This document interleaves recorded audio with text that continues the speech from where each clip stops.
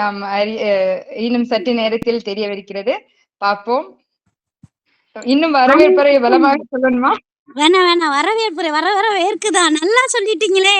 கண்ணின் மணியன்னு என் மணியை 3 மணிக்கு எடுத்துட்டீங்க. நான் 5:30 வரைக்கும் ஓய மாட்டேன். யாராவது இடையில வந்தீங்கன்னா நான் தள்ளிடுவேன். இப்ப பாருங்க, நம்ம காலையிலயும் நம்ம போராளிகளை பத்தி பேசணும். ஆனா குயிலிய பத்தி விட்டுட்டோமே. இப்ப குயில் போல பாட்டெல்லாம் பாடிட்டு போயிருக்காங்க சிவகங்கை.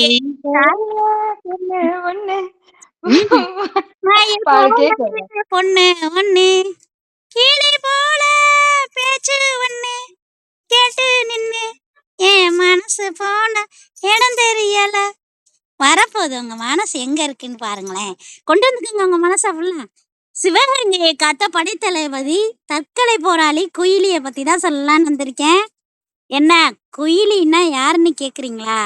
இந்த சிவகங்கை சீமையில போராட்ட வரலாற்றை புரட்டி நீங்க பாத்தீங்கன்னா குயிலின்ற ஒரு பெண்ணுடைய தந்திரமிக்க தைரியமான வீரச்செயல்கள் தெரியுமா? அப்படி வீறு கொண்ட எழுத செய்யக்கூடிய மறக்க முடியாத ஒரு நினைவுகளோட நிறைந்தவர் தான் குயிலி. அந்த குயிலி ஒரு லட்சிய பயணம். நம்ம எதிரிகளை எப்படி வீழ்த்தணும், சமூகத்துல நம்ம எழுச்சியை எப்படி ஏற்படுத்தணும் அப்படின்னு தன்னோட உயிரையே அர்ப்பணிச்சு அவரு பேரு தான், அந்த தற்கொலை படை போராளியோட பேரு தான் குயிலி. இவங்க முத தற்கொலை போராளின்னு இவங்களை அழைக்கிறோம். என்ன செய்யறோம்னா, சரித்திரம் தற்கொலை போராளிகளோட துவக்கம் 2வது உலக போர்ல தான் அப்படின்னு சொல்லுது. ஜெர்மானிய ஜப்பான் நீள்மூழ்கி கப்பல் எல்லாம் போர்ல ஜப்பான் வீரர்களோட தற்கொலை போராட்டத்துல தான் இது முத அது விதையா இருந்துச்சு. ஆனா 150 வருஷத்துக்கு முன்னாடி நீங்க போய் பாத்தீங்கன்னா, நம்மளுடைய வரலாற்றை புரட்டி பாத்தீங்கன்னா, ஆங்கிலேயரை எதிர்த்த தமிழ் மண்ணோடைய போர்க்காலத்துலதான் முதலா தற்கொலை போராளி உருவாக்கி இருக்காங்க அப்படின்னு எல்லாருக்குமே ஒரு தெரிஞ்ச விஷயம். அது மட்டும் இல்ல, அந்த போராளி வீரமங்கை அப்படின்னு அழைக்கப்படக்கூடிய குயிலி. அப்ப அவரே நாட்டுக்காக உயிர் போராளி வீரமங்கை குயிலி. இவரை தன்னோட உயிரை தியாகம் செஞ்சிருக்காரு. அவர் ஒரு தலித் பெண்ணு, வேலுநாச்சியாருடைய மெய்காப்பாளர், படைத்தளபதி என்ற அந்தஸ்து கூட நமக்கு தெரியல. இதெல்லாம் தெரியாது. ஆனா அவர் தலித் என்றாலே சரித்திரத்துல புறக்கணிக்கப்பட்டிருக்கார். இது எப்படிங்க நியாயம்? படைத்தளபதியான குயிலியை பத்தி நம்ம தெரிஞ்சுக்கணும். ஆங்கிலேயர்கள் அசைக்க முடியாதவங்க அல்ல என்று பாடம் நடத்திய குயிலியோட வரலாற்றை யாரும் மறக்கவே கூடாது. அப்படி மறக்கவே கூடாதுன்னா, வேலுநாச்சியருடைய போர்படையில ஒரு வாள்படை, வளரிப்படை, பெண்கள் படைன்னு சொல்லிட்டு முக்கியமான படைகள் இருந்துச்சு. அந்த வாள்படைக்கு தலைமை சின்ன மருது, வளரிப்படைக்கு தலைமை பெரிய மருது. ஆனா அந்த பெண்கள் படைக்கு யாரு தலைமை? பெண்ணாகிய குயிலியாத்தானே இருக்க முடியும். குயிலியோட படத்தை பார்த்தீங்கன்னா அவ்வளோ அழகா இருக்கு. ஆவேசம் கொண்ட எழுந்த ஒரு அழகா தலைவிரி கோலமா கையில வாழை ஏந்திக்கிட்டு, காலில எல்லாம் தண்டைய போட்டுக்கிட்டு, அலைய விரிச்சுக்கிட்டு, கொண்டைய போடாம அழகா வீரவேசமா வர்றாங்க போர்க்காலத்துல. அந்த மாதிரி ஒரு சித்திரம் தான் அழகா இங்க கொடுத்துருக்காங்க. பெண்கள் படைக்கு உடையான் பெண்கள் படை என்று பெயர் சூட்டி இருந்தாங்களாம் ராணி வேலுநாச்சியார். உடையாள் படை. இந்த உடையாள் படைன்னா என்னங்க? உடையாள் ஒரு மாடு மேய்க்கும் சிறுமி. அரியாக்குறிச்சி கிட்ட இருக்கிற வேலுநாச்சியருக்கு சென்று திரும்பிய போது எதிரிகள்லாம் உடையாளுக்கிட்டக்க வேலுநாச்சியார் பாதையை குறித்து கேட்க உடையாள் போக மறுத்துட்டான். ஆனா எதிரிகளால தலை வேறு முண்டம் வேறா உடையாள் வெட்டி படுகொலை செய்யப்பட்டாலாம். அவன் நினைவா அப்படிக்கு பிரிவுக்குத்தான் உடையாள் பெண்கள் படைன்னு வச்சாங்களாம். இப்படி நம்மளை கூறுகூறா வெட்டி போட்டா எப்படி இருக்கும்? நல்லா யோசித்து பாருங்க எப்படி இருக்குன்னு. குயிலி வேலுநாச்சியார்கிட்ட வந்தது சுவாரஸ்யமான ஒரு கதை. 13ஆம் 18ஆம் நூற்றாண்டுல பார்த்தோம்னா, 18ஆம் நூற்றாண்டுல சிவகங்கை சீமைய சீரும் சிறப்போட ஆண்டது யாரு? முத்துவடுகநாதர். அந்த முத்துவடுகநாதருக்கும் வேலுநாச்சியாரும் அதனை சீர்குலைக்க ஆற்காடு நவாப் மூலம் ஒரு சிக்கல் வந்துருச்சு. அவர் ஆசைப்பட்ட இடங்களை எல்லாம் அடையாம விட்டதே கிடையாதான். நான் ஒண்ணு நினைக்கிறேன், அது சிவகங்கை சீமை நேரம் பார்த்து நம்ம கொண்டு நவாப்ப நேரம் பார்த்துக்கிட்டே இருந்தாரு நவாப்பு. வாய்ப்பு கிடைச்சிச்சுன்னா என்ன பண்ணிடலாம், நம்மளும் கூட சிவகங்கையை தாக்கலான்னு சொல்லிட்டு ஆங்கில படை நவாப்புக்கு உதவ முன் வந்தன. ஆனா அவர்கிட்டக்க நவநாகரிக ஆயுதங்கள்லாம் நிறைய இருந்துச்சு. ஆனா சிவகங்கையை தாக்கி தன்னோட வசத்துக்கு வரணும் அப்படின்றதான் ஒரு திட்டம். பிளான்னா பேக்கா பிளானு. எதையும் பிளான் பண்ணி பண்ணணும் அப்படின்ற மாதிரி தான். ஆங்கிலேயர் போர் தடவாளங்களோட வேலுநாச்சியார் கணவர் முத்துவடுகநாதரையும் அவர் படைகளையும் தாக்கி நம்ம காளையார் கோயில் இருக்குல்ல, அங்க ஒரு கோட்டையை கைப்பற்றி சிவகங்கைக்குள்ள வந்துருச்சு. இப்பதாங்க தடால் பராக்குன்ற மாதிரி வருது படை. விஜயலட்சுமி அம்மையாருடைய அந்த ஒளிவாங்கியும் நமக்கு போர்க்காலத்துல ரொம்ப வரவேற்பை கொடுத்துக்கிட்டு இருக்கு. 1776ஆம் ஆண்டு பாத்தீங்கன்னு வச்சுக்கோங்களேன், வெள்ளையரோட எதிர்ப்புல சிவகங்கச்சிமியோட மன்னர் முத்துவடுகன் நாதரை பறி கொடுத்துட்டாங்க வேலுநாச்சியார். 8 ஆண்டுகள் தலைமறைவு வாழ்க்கைக்கு மேல வேலுநாச்சியார் திண்டுக்கல் அருகில இருக்கக்கூடிய விருப்பாச்சி அப்படின்ற ஊர்ல போய் தங்கிக்கிட்டாங்களாம். குயிலி வந்த கதையை கேட்கணுமே நீங்க. குயிலியா? அதுதான் அவ பேரு. வயசு எத்தனை தெரியுமா? 18 வயசுதான். பிறந்த மண்ணையும் வீரத்தாய் வேலுநாச்சியாருடைய உயிர்னு சொல்லி மதிச்சவ அவ. வேலுநாச்சியாரோட சிலம்பு வாத்தியார் தான் வெற்றிவேலு. ஒரு நாள் குயிலிக்கிட்ட போய், குயிலி உனக்கு எழுத படிக்க தெரியுமா அப்படின்னு கேட்டாராம். இல்ல இல்ல, என்னாலலாம் படிக்க தெரியாதுப்பா. ஆமா, நீ உன் ஊரான பாசாங்கரைக்கு செல்லும்போது இந்த கடிதத்தை சிவகங்கை அரண்மனையில இருக்கக்கூடிய மல்லானாரியார்கிட்ட சேர்த்துறியா அப்படின்னு கேட்டாராம். கொடுங்க. சரி, நான் கொடுத்துட்றேன் அப்படின்னு வாங்கிக்கிட்டாலாம். அதற்கு ஈடா கை நிறைய பணம் கொடுத்தாராம். குயிலி, தாய பாக்குற போறேன், அப்போது கடிதத்தை ஒப்பத்தி விடுறேன், பணம் எதுக்கு தர்றீங்க? பணம்லாம் எனக்கு வேணாம்ப்பா அப்படின்னு புறப்படுறதுக்கு முன்னாடி அன்னைக்கு இரவு ஓய்வா கடிதத்துல என்ன இருக்குதுன்னு படிச்சு பார்க்கறா. வேலுநாச்சியாரோட அன்றாட அசைவுகளை எல்லாம், அவரை வீழ்த்திட எதிரிகள் மேற்கொள்ள வேண்டிய பணிகள் குறிச்சு சிலம்பு வாத்தியார் அந்த கடிதத்துல எழுதியிருந்ததை பார்த்துட்டா. அன்னைக்கு நைட்டே ஒரு பிளான் பண்ணிட்டா இருப்பாங்க. குயிலி குத்திட்டிய கையில எடுத்துக்கிட்டு சிலம்பு வாத்தியாரோட இருப்பிடத்துக்கு வேகமா போறாங்க. அடுத்த நிமிஷம் சிலம்பு வாத்தியாரோட குடிசையில இருந்து அலற சத்தம். என்ன நடந்திருக்கு? ரத்த வெள்ளத்துல சிலம்பு வாத்தியாரு கிடக்குறாரு. அவரையும் அருகில ஒரு கையில குத்திட்டியோட மறு கையில சிலம்பு வாத்தியாரோட கடிதத்தோடும் கண்கள் சவக்க சவக்க தலைவிரி கோலமா நின்ற குயிலிய வேலுநாச்சியார் உட்பட அனைவரும் பார்த்துட்டாங்க. அப்புறம் என்ன ஆச்சு? ஜாதியும் குயிலியும் எப்படி இருக்குன்னு பார்ப்போம். வேலுநாச்சியாரை கண்டோன்னே குயிலி ஓடி வந்துடுறாங்க. காலில் விழுந்து விழுந்துன்னு அழுகுறாங்க. கடிதத்தை நீட்டி காமிக்கிறாங்க. ஆனால் கடிதத்தை வாங்கி படித்த வேலுநாச்சியாரோட முகம் ரொம்ப கோவத்தில் கொதிச்சிருச்சு. கடிதத்துல வெற்றிவேல் வாத்தியார் மல்லாயராயனுக்கு வேலுநாச்சியார் குறித்த சில விஷயங்களை எழுதியிருந்தாரு. நம்பிக்கைக்குரியராக இருந்த சிலம்பு வாத்தியாரு எதிரியால விலை பேசப்பட்டாரு. வேலுநாச்சியார் திட்டங்களை, ஆதரவு சக்திகளையும் அன்றாட நிகழ்வுகளையும் எதிரிகளுக்கு காட்டி கொடுத்து விட்டாரே. வேலுநாச்சியார் தான் மீது மட்டும் இல்ல, நாட்டு மீது கொண்ட பற்றின் காரணமாக ஒரு பெண் துணிச்சலா மேற்கொண்ட செயலை கண்டு ரொம்ப மகிழ்ந்திருக்காரு. கூட்டத்துல யாரோவா இருந்த ஒரு குயிலி அன்னைக்கு இருந்த நாணி வேலுநாச்சியாரோட மெய்காப்பாளர் ஆனார்னா, குயிலி தாழ்த்தப்பட்ட அருந்ததியர் இனத்தை சேர்ந்தவர் என்பதால் ஜாதி கௌரவம் பார்த்து வேலுநாச்சியரை சுற்றி உள்ளவர்கள் எல்லாம் முணுமுணுத்திருக்காங்க. ஆனா வேலுநாச்சியார் என்ன பண்ணாரு? குயிலிக்கு ஆதரவு கரம் கொடுத்து இரும்பு அரணாக வைத்து காத்தாராம். தளபதி குயிலி. இப்ப அவருக்கு ஒரு பட்டம். 2 மாசம் போயிடுச்சுங்க. வேலுநாச்சியார் இரவு ஃபுல்லா அயர்ந்து தூங்கிக்கிட்டே இருந்திருக்காங்க. ரொம்ப தூங்கிக்கிட்டு இருக்கும் போது அங்கேயும் இங்கேயும் நட பயின்று கொண்டிருந்திருக்காரு குயிலி. என்ன வெளியில ஒரே காலடி சத்தம்? மறைஞ்சு நின்னு பார்த்திருக்காங்க. ஒரு உருவம் சாளரத்து வழியா குதிச்சு இறங்கி இருக்கு ஜன்னல்ல. என்ன ஜன்னல்ல மின்னலாட்டம் ஒண்ணு குதிக்குது? அரவமின்றி வேலுநாச்சியர் அருகே போய் கைய ஓங்கி கத்தியால் வேலுநாச்சியரை குத்த முயன்றுட்டு மறைஞ்சிருந்த குயிலி வேகமா ஓடி வந்து அந்த கத்தையை இறுக்கமா பிடிச்சுக்கிட்டாங்களாம். உருவம் வந்து திமிருது. கத்தியில் வெட்டப்பட்ட குயிலின் கரங்களின் ரத்தம் ஆறா ஓடுது. சத்தம் போட்டா வேலுநாச்சியார் எழுந்துருவாங்க. அந்த கயவன் சடாரென துள்ளி சாளரத்தின் வழியை குதிச்சு ஓடி போயிட்டானாங்க. மயங்கி சரிய இருந்த இந்த குயிலிய தாங்கி பிடிச்சு கொண்டாங்களாம் வேலுநாச்சியார். அன்னைக்கு இருந்து குயிலிய வேலுநாச்சியாரோட நெஞ்சில பன்மடங்கு அவங்க ஒரு இடத்த பிடிச்சிருந்தாங்கன்னா, மெய்காப்பாளராக விளங்கிய அந்த குயிலி பெண்கள் படைக்கு தளபதியாக்கப்பட்ட கௌரவம் தான். இந்த சுற்றத்தாரெல்லாம் முணுமுணுத்தாங்கல்ல, 18 வயசு மட்டும் நிரம்பிய இந்த குயிலி இவ படைக்கு தளபதியாக்கப்பட்டது. ஏங்க 18 வயசானா நம்மளெல்லாம் ஓட்டு போட வைக்கலையாங்க? இந்த பொண்ணை ஆக்குனதுக்கு வேலுநாச்சியாரை சுற்றியுள்ள பலரல்ல சிலர், விருப்பாச்சி பட்டணத்துக்கு வந்திருந்த படை வீரர்கள் பெரும்பாலும் நெஞ்சில தீ எரிஞ்சிச்சு. அது எப்படி இவங்களுக்கு கிடைக்கும் இந்த பதவி? நம்ம எவ்வளவு நாள் இவங்க கூட இருக்கோம் அப்படின்னு ஒரு காரணம் சக்கிலியர் சாதியை சார்ந்த குயிலி படைத்தலைவி ஆனதுதான். இந்த தாழ்த்தப்பட்ட இந்த ஒரு ஜாதி தான் அது காரணம்னா என்னங்க நியாயம்?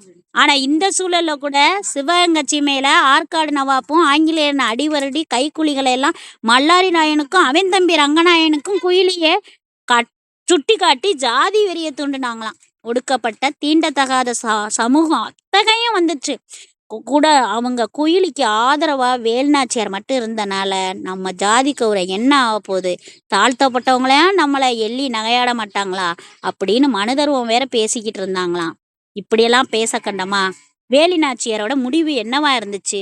வேலுநாச்சியாரை பத்தி நிறைய பேர் பேசிட்டு போனாங்கல்ல. ஆமா ஆமா, கனகவல்லி அம்மா பேசினாங்க, நான் பார்த்தேன். இதனை கேள்விப்பட்ட வேலுநாச்சியார் படை வீரருக்கு பகிரங்கமா அறிவிச்சாங்களாம். எதிரிகள் சிவகங்கையிலிருந்து விருப்பாச்சி வந்து தூங்கிய என் மீது கத்தி வீசி கொள்ள முயற்சி செஞ்சாங்க. இது எப்படி நடந்துச்சு? யார் இந்த துரோகத்தை செஞ்சது? இங்கு துணிவா என்னறைக்கு எப்படி வந்தாங்க? நம்ம படை வீரர்களோட உதவி இல்லாமலா? இப்ப சிவகங்கையில நம்ம எதிரிகள் கடைசியா என்னை வீழ்த்துவதற்கு எடுத்த ஆயுதம் தானே ஜாதி. இது நம் வீரர்களை தொற்று நோயா தானே தொற்றிக்கிட்டு இருக்கு. என்னுடைய எல்லா சலுகையும் உதவி பரிசு எல்லாரையும் வாங்கிக்குவீங்க. அந்த சிலம்பு வாத்தியார் எனக்கு துரோகியா இருந்தாரு. ஆனா எந்தவித சலுகையும் பெறாத குயிலி என் உயிரை காப்பாற்றுனா, தன்னோட உயிரை கூட பணயம் வச்சா. ஆனா உங்களுக்கு சாதி முக்கியம் அப்படித்தானே? இந்த நிமிஷம் வரைக்கும் என்னோட படையில இருந்து நீங்க விலகிக்கங்க. ஜாதி வரி பிடித்தவர்கள் எனக்கு தேவையில்லை அப்படின்னு வேலுநாச்சியார் கட்டன் ரைட்டா சொல்லிட்டாங்களாம். இந்த நியாயத்தை தெரிஞ்ச எல்லாரும் உண்மையை அறிஞ்சு வருந்தி வேலுநாச்சியார் வார்த்தைக்கு கட்டுப்பட்டு, இனி உங்களுக்கு மட்டும்தான் நாங்க உண்மையா இருப்போம், நாங்கள மன்னிச்சிருங்க அப்படின்னு உறுதி சொன்னாங்களாம். குயிலியோட படை தளபதிய நம்ம ஏற்றுக்கொண்டாங்களாம்.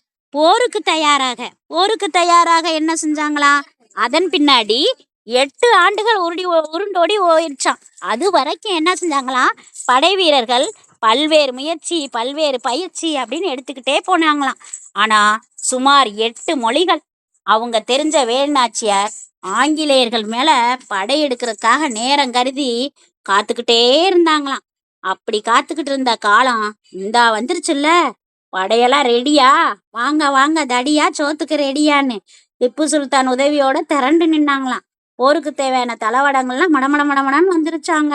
இப்படியா 12 பீரங்கி வண்டிகளும் 100கணக்கான துப்பாக்கிகளும் திப்பு சுல்தான் அனைத்தையும் வேலுநாச்சியாருக்கு கொடுத்து அனுப்புனாங்களாம்.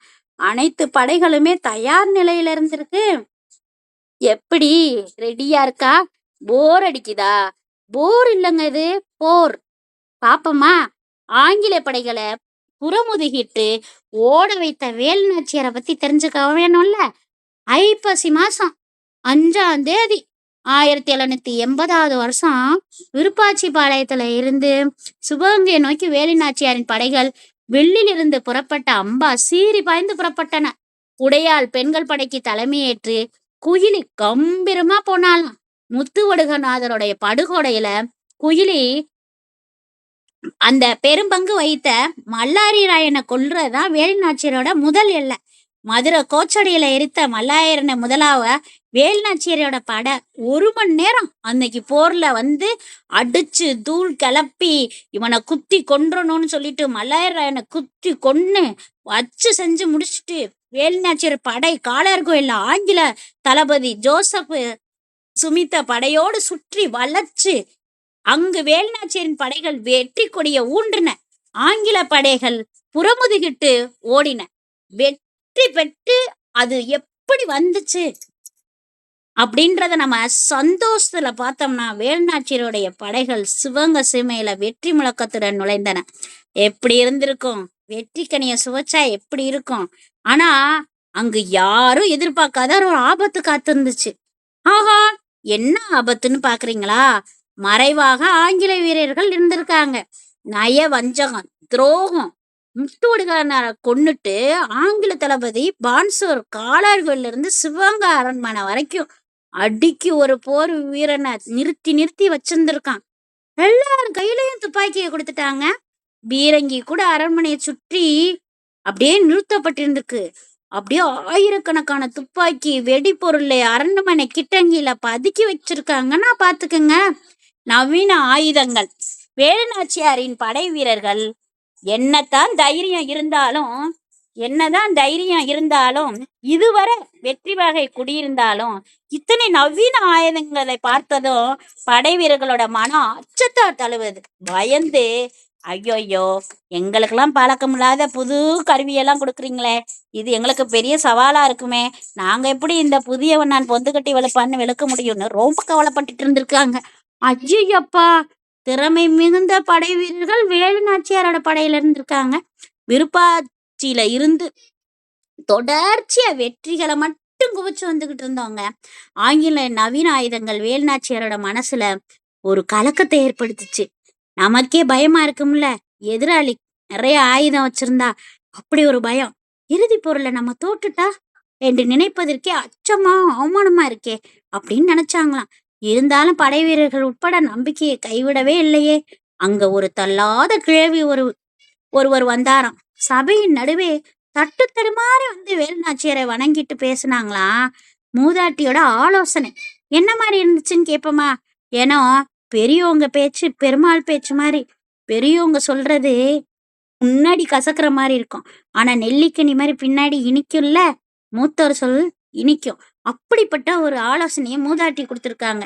நமக்கும் கூட ஆலோசனை வழங்குறதுக்கு சில 50 வயதுக்கு மேல அனுபவப்பட்ட மகளிர் எல்லாம் நீங்க பிடிச்சுக்கோங்க. எனக்கெல்லாம் தொலைபேசியில அவங்கதான் ஃப்ரெண்டு. ஓகேவா?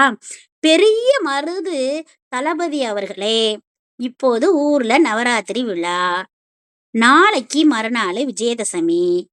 அன்னைக்கு நீங்க சிவகங்கை கோட்டை ராஜராஜேஸ்வரி அம்மன் கோயில்ல கொலு உண்டு. இதை நீங்க பார்க்கணும்னா அன்னைக்கு ஒரு நாள் காலம் மட்டும் மக்களுக்கு, அதுவும் பெண்களுக்கு மட்டும் நீங்க அனுமதி கொடுத்தீங்கன்னா போதும். இதை பயன்படுத்தி ராணியார் தலைமையில நீங்க என்ன செய்யலாம்? பெண்கள் படை உள்ளே கோட்டைக்குள்ள புகுந்துடும். பிறகு என்ன?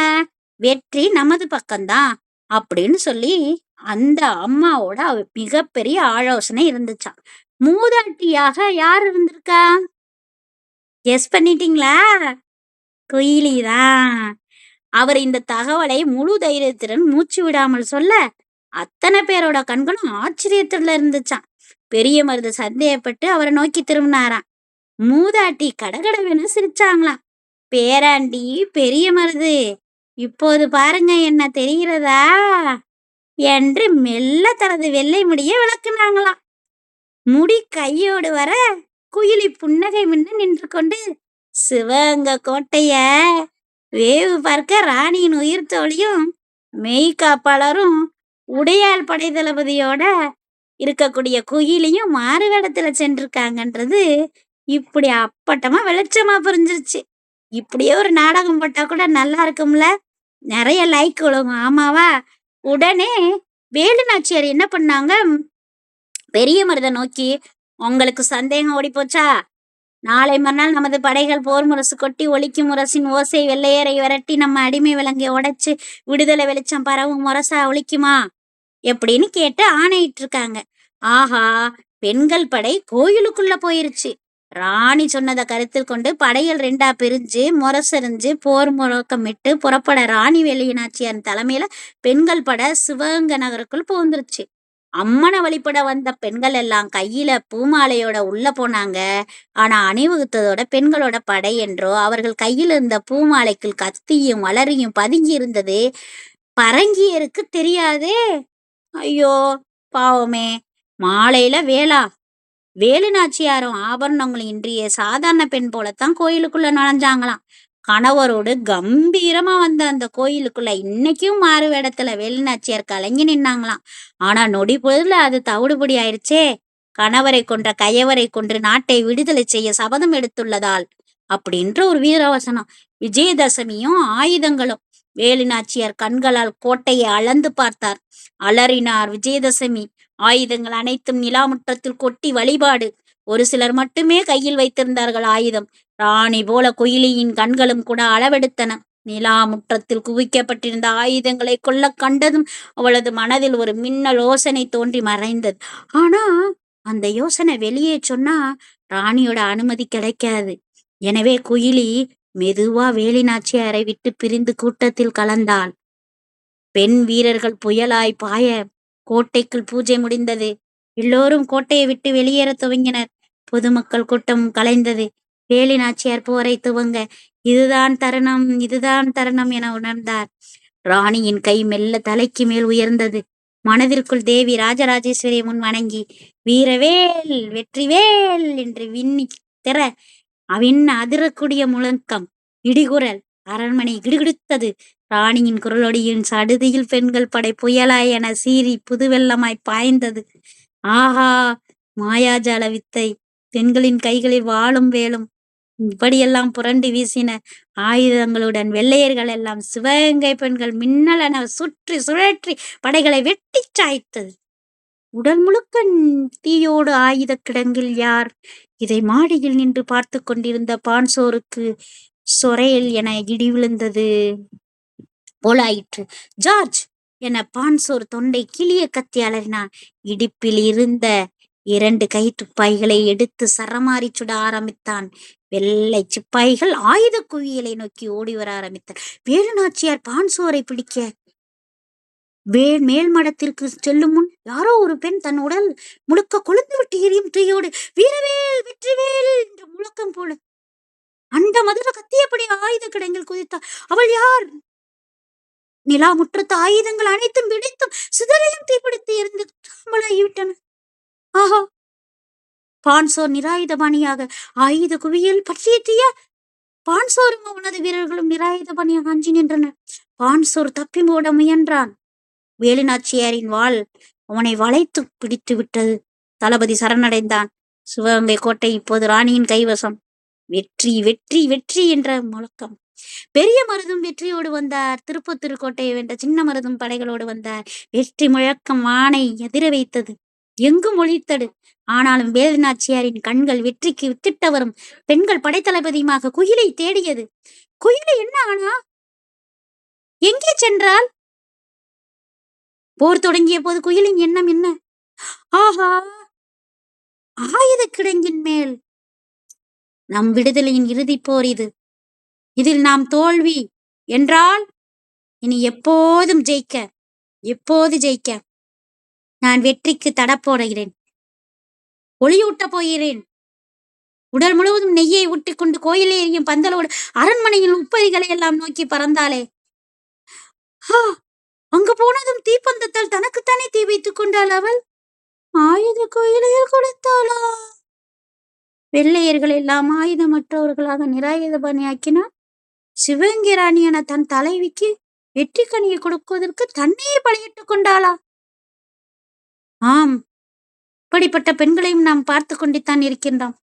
தன்னுடைய காதலுடன் சேர்வதற்காக தன்னையே மாய்த்துக் கொள்ளும் குழந்தை. இது ஒன்று நடக்க தேவையில்லை என்பதற்காக அவளையே மாய்த்துக் கொள்வது. வேறு ஒரு மணந்து நாம் என்ன வாழப்போகிறோம் என்று ஒரு விடயம். வெற்றிக்கு வீரபலி. அவள்தான் குயிலி. குயிலி தன்னையே பலியிட்டாரா? அறிந்த வேலு நாச்சியாரின் வீர விழிகள் அருவியாய் மாறின. கண்ணீர் வெள்ளமாகியது. அவரது உடலை நனைத்தது. அவர் மட்டுமா அழுதார்? குயிலிக்காக சிவகங்கை சீமையே அழுதது.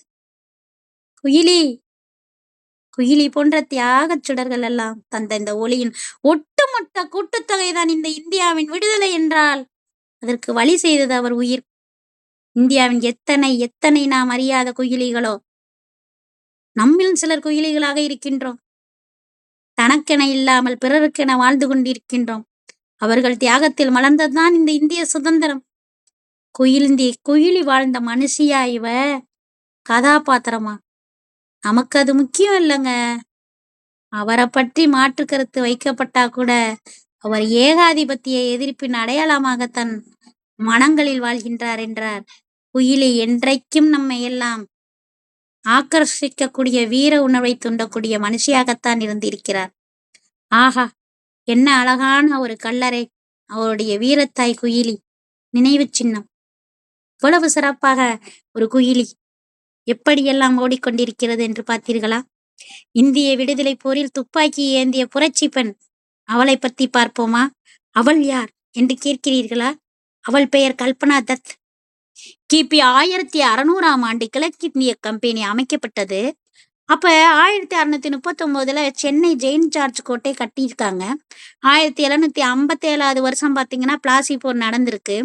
நம்ம எல்லாருக்கும் அது தெரியும். ராபர்ட் கிளைவ் வெற்றி பெற்றார் அதுல. இந்தியா வெற்றி இந்த வெற்றியை இந்தியாவின் கருப்பு சரித்திரத்துக்கு அஸ்திவாரமாக இட்டுவிட்டது. வரலாறு என்ன? வரலாறுனா என்ன? உலகில் இதுவரை எழுதப்பட்ட வரலாறுகள் எல்லாம் ஆண்களால் வடிவமைக்கப்பட்டவைதானா? உலக வரலாறு தொடங்கி தமிழக வரலாறு வரை எழுதப்பட்ட வரலாறுகளில் பெண்கள் பற்றி தமிழக செய்திகள் 5% கூட பங்கு பெறவில்லையா? ஆனாலும் நாம் அதை பற்றி பொதுவாக சிந்திப்பதில்லையே. ஏன்? ஏன்? சிந்திக்கும் சிலரும் கூட பல நூற்றாண்டுகளாக பெண்களை வீட்டுக்குள்ளே தானே வைத்திருந்திருக்கிறார்கள். அதனால் அவர்களுக்கு என்ன வரலாறு இருக்க வாய்ப்பில்லை என்பதுதான் அடிப்படையாக சிந்தித்திருக்கிறேன். வரலாறு எழுதப்பட்ட காலத்திலிருந்தும் அதற்கு முன்னரும் கூட சமூகத்தில் பெண்களின் நிலை எப்படி இருந்தது? அவர்களின் பங்களிப்பு எப்படித்தான் இருக்கிறது? இந்திய வரலாற்றில் ஆண்களின் பங்களிப்பு பேசப்பட்ட அளவுக்கு பெண்களின் பங்களிப்பு பேசப்படவில்லையே. யார் ஆங்கிலேயர்கள் ஆட்சியை எதிர்த்து புரட்சி நடவடிக்கையில் ஈடுபட்டு அவர்களிடம் பிடிபடும் தருணத்தில் கூட விஷத்தை அறிந்து தன்னை மாய்த்து கொண்ட பிரதிலதா, பட்டமளிப்பு உரை நிகழ்த்தி கொண்டிருந்த ஆங்கிலேய கவர்னரை சுட்டு கொண்ட பீனாதான், சிட்டாங் ஆயுத கிடங்கை தகர்த்து முயற்சியின் போது கைது செய்யப்பட்டு ஆயுள் தண்டனை பெற கல்பனா தத். அப்படிப்பட்ட கல்பனா தத்தை பத்தி பேசத்தான் நான் வந்திருக்கின்றேன். ரகசிய வானொலி ஒளிபரப்பு சேவையில் ஈடுபட்டு சிறை தண்டனை ஆகா அனுபவித்துக் கொண்ட உஷா மேத்தா போன்றவர்களெல்லாம் எந்த வரலாற்று நூல்களில் இடம்பெறவில்லையே. என்ன செய்வது? இந்திய விடுதலை போரை பற்றி நீங்கள் எல்லாம் தெரிந்து கொள்ள வேண்டும். பாட புத்தகத்தில் காந்தி தாத்தாவும் நேரு மாமாவும் என்று இன்றளவும் காந்தி தாத்தாவாகத்தான் நேரு மாமாவாகத்தான் சொல்லப்படுகிறார்கள். நமக்கு மாமா என்றால் நம் குழந்தைகளுக்கு ஐயாதானே? எப்படி நாம் சொன்னவாம்? இல்லை. ஆங்கிலரோடு போராடி உப்பு சத்தியாகிரகம், அந்நிய பொருள் பகிஷ்கரிப்பு, உண்ணாவிரதம் இருந்து அர்ப்பணிப்பில் இந்தியாவுக்கு சுதந்திரம் வாங்கி தந்தவர் தானே என்று சொல்லப்பட்டிருக்கிறதே. பிரிட்டிஷ் காலனி ஆட்சியில் காந்தியோட அர்ப்பணிப்பில் காரணமாக சுதந்திர போராட்டம் முழுவீச்சில் நடைபெற்று காந்தியின் அப்பலுக்கற்ற அறப்போராட்டத்தில் நாட்டுக்கு சுதந்திரம் கிடைத்ததென நாமெல்லாம் கருதுகின்றோமே. ஆம், சுதந்திரம் எப்படி வந்தது? ஆங்கில ஆட்சிக்கு எதிராக லட்சக்கணக்கான மக்கள் பல்வேறு இடங்களில் தன்னெழுச்சியாக ஆர்ப்பாட்டங்களிலும் போராட்டங்களிலும் எதிர்ப்புகளையும் தங்களை ஈடுபடுத்தியதால்.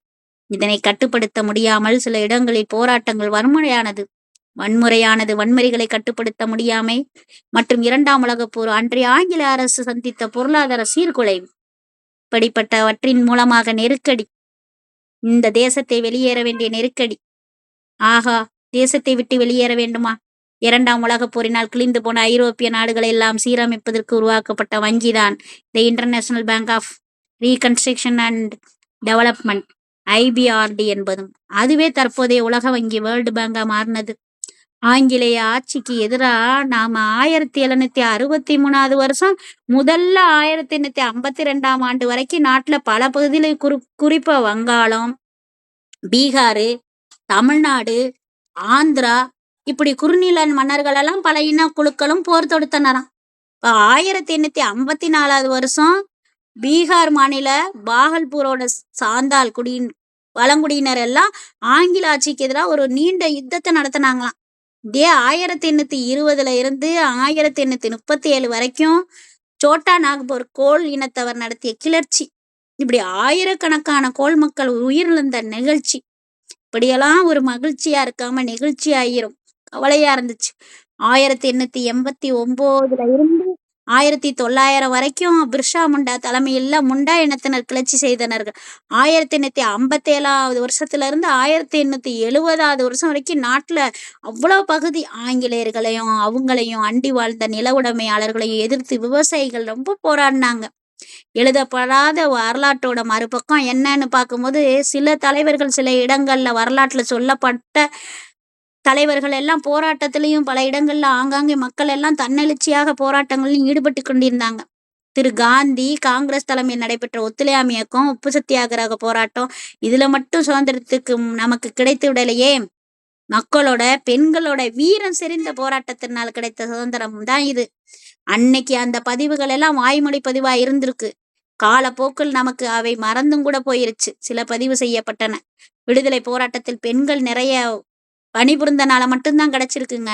சிவகங்கை சீமையில வெள்ளையரை எதிர்த்து வாளேந்தி போரிட்டு சமஸ்தானத்தை மீண்டும் சென்று ஆட்சி செய்த வீரமங்க வேலுநாச்சியார். வெள்ளையர் ஆயுத கிடங்குக்குள்ள எண்ணெயை பூசிக்கிட்டு உடலோட உடலா குதித்துக்கிட்டு தீக்குளிச்சு கிடங்கையே தகர்த்தெடுத்து வெற்றிக்கு நமக்கு பங்களித்த குயிலி. நமக்கானவங்க தான் சொல்லி நினைவுல நம்ம வச்சுக்கிற அளவுக்கு சிந்தனையில நமக்கு ஓடிக்கிட்டு இருக்கு இதெல்லாம். இந்த 1806ஆம் ஆண்டு நடத்தப்பட்ட அந்த வேலூர் சிப்பாய் கழகமும் சரி, அதுக்கு முன்னாவும் பின்னாவும் நடந்தேறிய எத்தனையோ போராட்டங்களும் பாளையக்காரர்களும் எழுச்சியும் கூட 1857ல நடைபெற்றக்கூடிய நம்ம சிப்பாய் கழகமும் வட இந்தியா முழுவதிலும் நடைபெற்ற முதலாவது சுதந்திர பெரும்போர்ன்னு சொன்னோமா இல்லையா? சிட்டாங்காங்க ஆயுத கிடங்கு போராட்டம், பல்வேறு போராட்டங்களால கழகமும் போராட்டங்களும் கூட தீவிரமாயிருச்சு. சிட்டாங்காங் போராட்டம் பார்த்தோம்னா ஆயுதம் தாங்கிய விடுதலை போராட்டம் சிட்டாங்காங் இராணுவம் என்ற பெயரில் 1930ஆம் ஆண்டு ஏப்ரல் மாதம் 18ஆம் தேதி நடத்தப்பட்டிருக்கு. முதல் இந்திய விடுதலை போற நம்ம 1857ஆம் வருடம் தான் ஆங்கில ஏகாதிபத்தியத்திற்கு நம்ம எதிராக நடத்தணும். ஆனா 1857 பிறகு வந்தக்கூடிய இந்தியா என்றது எனக்கு ஒரு தேசம், அந்த தேசிய உணர்வு அதெல்லாம் வளர்றதுக்கு அது உறுதுணையா இருந்துச்சு அந்த சிப்பாய் கழகம் அப்படின்னா அது எல்லாம் ஐயம் இல்லை. ஆங்கிலேய இராணுவத்திற்கு எதிராக மனம் தளராம எத்தனை பேர் பலர் அடிக்கி அடி வாங்கியிருக்காங்க, ரத்தத்துக்கு ரத்தம் கொடுத்துருக்காங்க, எதிர் முழக்கம் நடத்தியிருக்காங்க. அப்படியெல்லாம் எழுந்தவங்களை ஒருத்தர் யார் தெரியுமா? சூர்யா சென்ன்றவங்க. வங்காள மாநில மக்கள் அவரை மாஸ்டர் தா அப்படின்னு சொல்லி கூப்பிட்டாங்களாம். ஆங்கிலேயர்களை துப்பாக்கி பீரங்கி கொண்டு தாக்கும்போது கத்தி வாள் வச்சிருக்கும் வீரர்களால் போராடி ஜெயிக்கவே முடியல. ஆனா சூர்யா சென் ஆங்கிலேயருடைய போர் ஆயுத கிடங்க பிடிச்சுக்கிட்டு அவங்க ஆயுதத்தை கைப்பற்றிய அவங்க கைப்பற்றிய அந்த போருக்கு ஒரு முடிவு செஞ்சாங்களாம். உயிருக்கு அஞ்சாத ஒரு படையை திரட்டியிருக்காங்க. இந்தியன் ரிபப்ளிக் ஆர்மின்றவங்கள 65 பேர் கொண்ட ஒரு குழுவை உருவாக்கினாரு. அவங்களெல்லாம் தேர்வு செய்யறதுக்கு சூர்யா சென் என்ன செஞ்சாங்கன்னா சோதனைய ரொம்ப சாதனையா செஞ்சிருக்காருன்னா அது மிகப்பெரிய ஒரு விடயம். நம்ம மூட நம்பிக்கையை நம்ம உடைக்கணும். நிறைய மூட நம்பிக்கை அவநம்பிக்கையை கூட மூட நம்பிக்கை அதிகமா இருக்குன்னு சொல்லி நினைச்சாங்க கல்பனா தத்.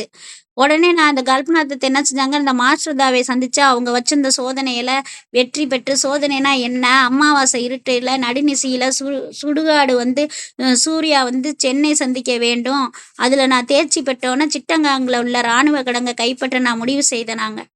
அமைதியா தோற்றம் கொண்ட சூர்யா சென் என்ன செஞ்சாங்கன்னா ஃபர்ஸ்ட் இது போர் அடிக்கிற மாதிரி தான் இருக்கும், ஆனா இதுல எவ்வளவு பெரிய விஷயங்கள் இருக்கு.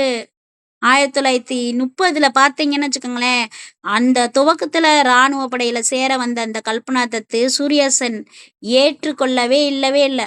ஏன்னா கல்பனாவோட வயசு 17, கல்பனா தத்தோட வயசு 17. ஏப்ரல் 18 1930ஆம் ஆண்டு சுமார் 94 ஆண்டுகளுக்கு முன் இந்த இளம் பட்டாளம் சிட்டாங்காங்க இராணுவ கிடங்க பிடிச்சிருக்கு. குழு 2 இராணுவ கிடங்க பிடிச்சு விட்டாலும் அவங்களுக்கு தேவையான நமக்கு ரவை வெடிமருந்து அது எல்லாமே அங்கிருந்து அபகரிக்க முடியாம திரும்ப திரும்ப என்ன செய்யறதுன்னு யோசனை. இரவு 10 மணிக்கு நடந்த திடீர் தாக்குதல் இந்திய வீரர்கள் எல்லாம் ஒரு குழு பிடிபட்டு சுட்டு வீழ்த்தப்பட்டு விட்டதே. உங்க உயிருக்கான போராட்டம் இப்படியெல்லாம் போயிட்டு இருக்கு. இவங்களை சேர்த்துக்கவே மாட்டாங்க. உனக்கு 17 இயர்ஸ் தான் ஆகுதுன்னு. துப்பாக்கி மருந்தின் ராணி கல்பனா. சூர்யா சென் கல்பனாவை ரொம்ப நம்பிக்கைக்குரியவங்கன்னு நினைச்சாங்க. அப்புறம் அனைத்து ரகசிய பணிக்கும் கல்பனாவே பணிக்கப்பட்டாங்க. கொல்கத்தால இருந்து வெடிமருந்தெல்லாம் கொண்டு அந்த பணியை ஃபுல்லா கல்பனா கிட்ட தான் தந்தாராம் சூர்யா சென்னு. கல்பனாவும் ரகசியமா கண்கார்டன் எனப்படும் துப்பாக்கி மருந்தை தயாரித்தாங்களாம். அப்ப அது அதை அந்த நீதிமன்ற கட்டிடத்தை வெடிமருந்து வச்சு தகர்க்கறதுக்கு திட்டமிடுறாங்க. கல்பனாவோட திட்டம் அது இன்னும் மேல வருது. சிறைக்கு உள்ள நம்ம வெடிமருந்து வச்சு சிறப்பு விசாரணைக்கு காத்திருக்கக்கூடிய புரட்சிகர தலைவர்களை விடுவிக்க திட்டமிடப்பட்டது. திட்டம் நம்ம தீட்டுறோம், ஆனா அது யாருக்கும் தெரியக்கூடாது. ஏன்னா அந்த திட்டம் எப்படியோ ஆங்கிலேயருக்கு போய் தெரிஞ்சிருச்சு. கல்பனாவோட நடவடிக்கைகள் முடக்கப்படுகின்றன. ஏன்னா பொதுவா நம்மளை காட்டிலும் அறிவாளி எதிரி. ஆனா ரொம்ப கேர்ஃபுல்லா இருக்கணும். நம்மளை ஒருத்தவங்க கவனிச்சிட்டு இருக்காங்கன்னு சொன்னா அதுக்கு பின்னாடி என்னெல்லாம் நடக்குது, நம்ம பேச்சுக்கள்ல இருந்து செயல்கள்ல இருந்து எல்லாமே நமக்கு வாட்ச் பண்ணப்படுது. வாட்ச் பண்ணி எங்கேயாவது கேட்ச் பண்ணி எங்கேயாவது மேட்ச் பண்ணும். இதை தான் நான் நிறைய கோச் பண்ணிக்கிட்டு இருக்கேன். நீங்க கொஞ்சம் கவனிச்சு வந்தீங்கன்னா புரியும். ஏன்னா வாழ்க்கையில நம்ம இந்த இதெல்லாம் எதுக்கு படிக்கணும்? இது நயா பிரசனத்துக்கு பிரயோஜனமா, இல்ல ஒரு ஈடு இட்லி அவிச்சு கொடுக்க போதா? சூர்யா சென்னும் நம்ம கல்பனா தத்தை பத்தி படிக்கிறதுனால என்ன புண்ணியம்? அவங்கள பத்தி இப்ப ஏன் நம்ம பேசிக்கிட்டு இருக்கோம்? நேரம் போதலையா?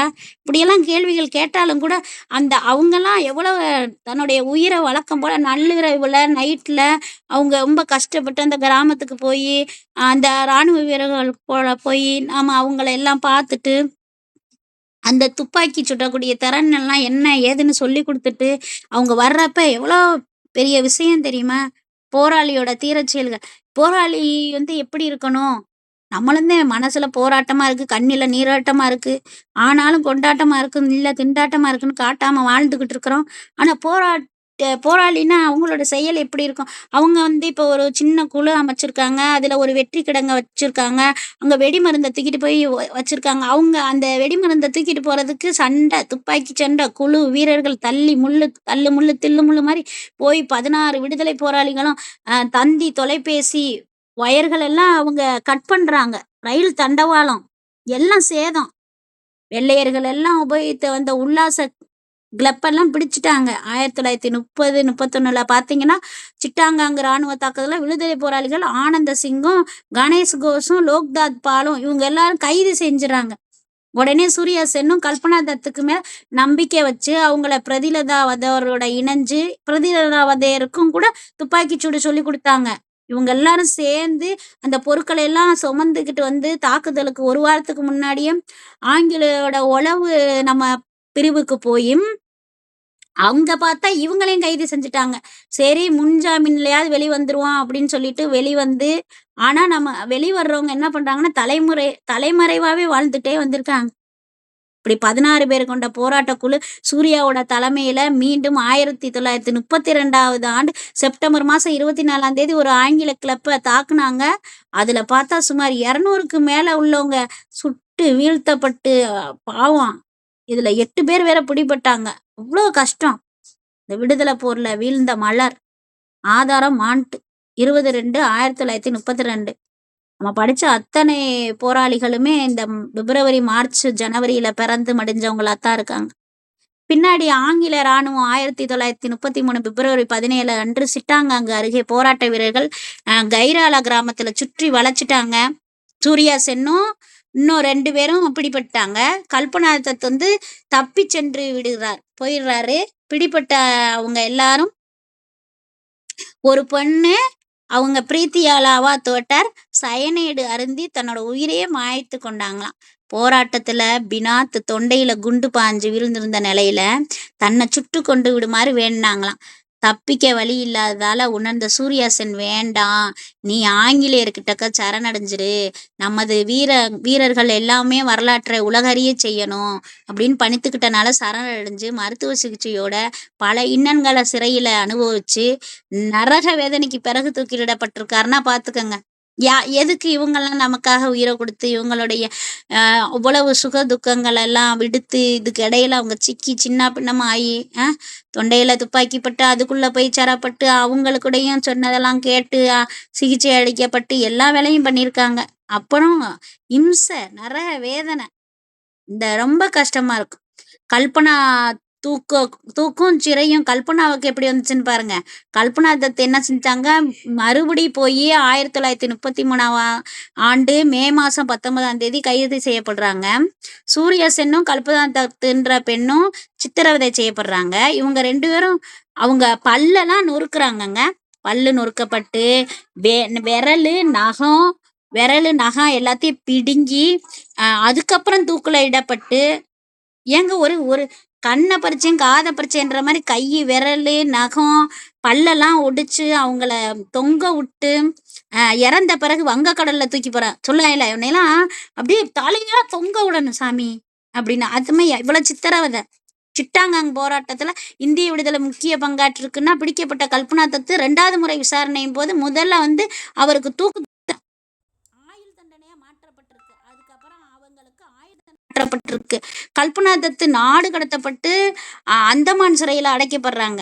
பின்னாடி 1939ல பார்த்தோம்னா கல்பனா விடுதலை செய்யப்படுறாங்க. கல்பனா தத் 1940ஆம் ஆண்டுல கொல்கத்தா பெத்தன் கல்லூரியில அறிவியல் பட்டம் பெற்றவங்க. இவங்க இந்திய பொதுவுடைமை அப்படின்ற அந்த கொள்கையில அந்த கட்சியில இவங்க சேர்ந்திருக்காங்க. இவங்க பொதுச் செயலாளர் புரான்சாந்த் ஜோஷியை 1943ஆவது வருஷம் இவங்க கல்யாணம் பண்ணிக்கிறாங்க.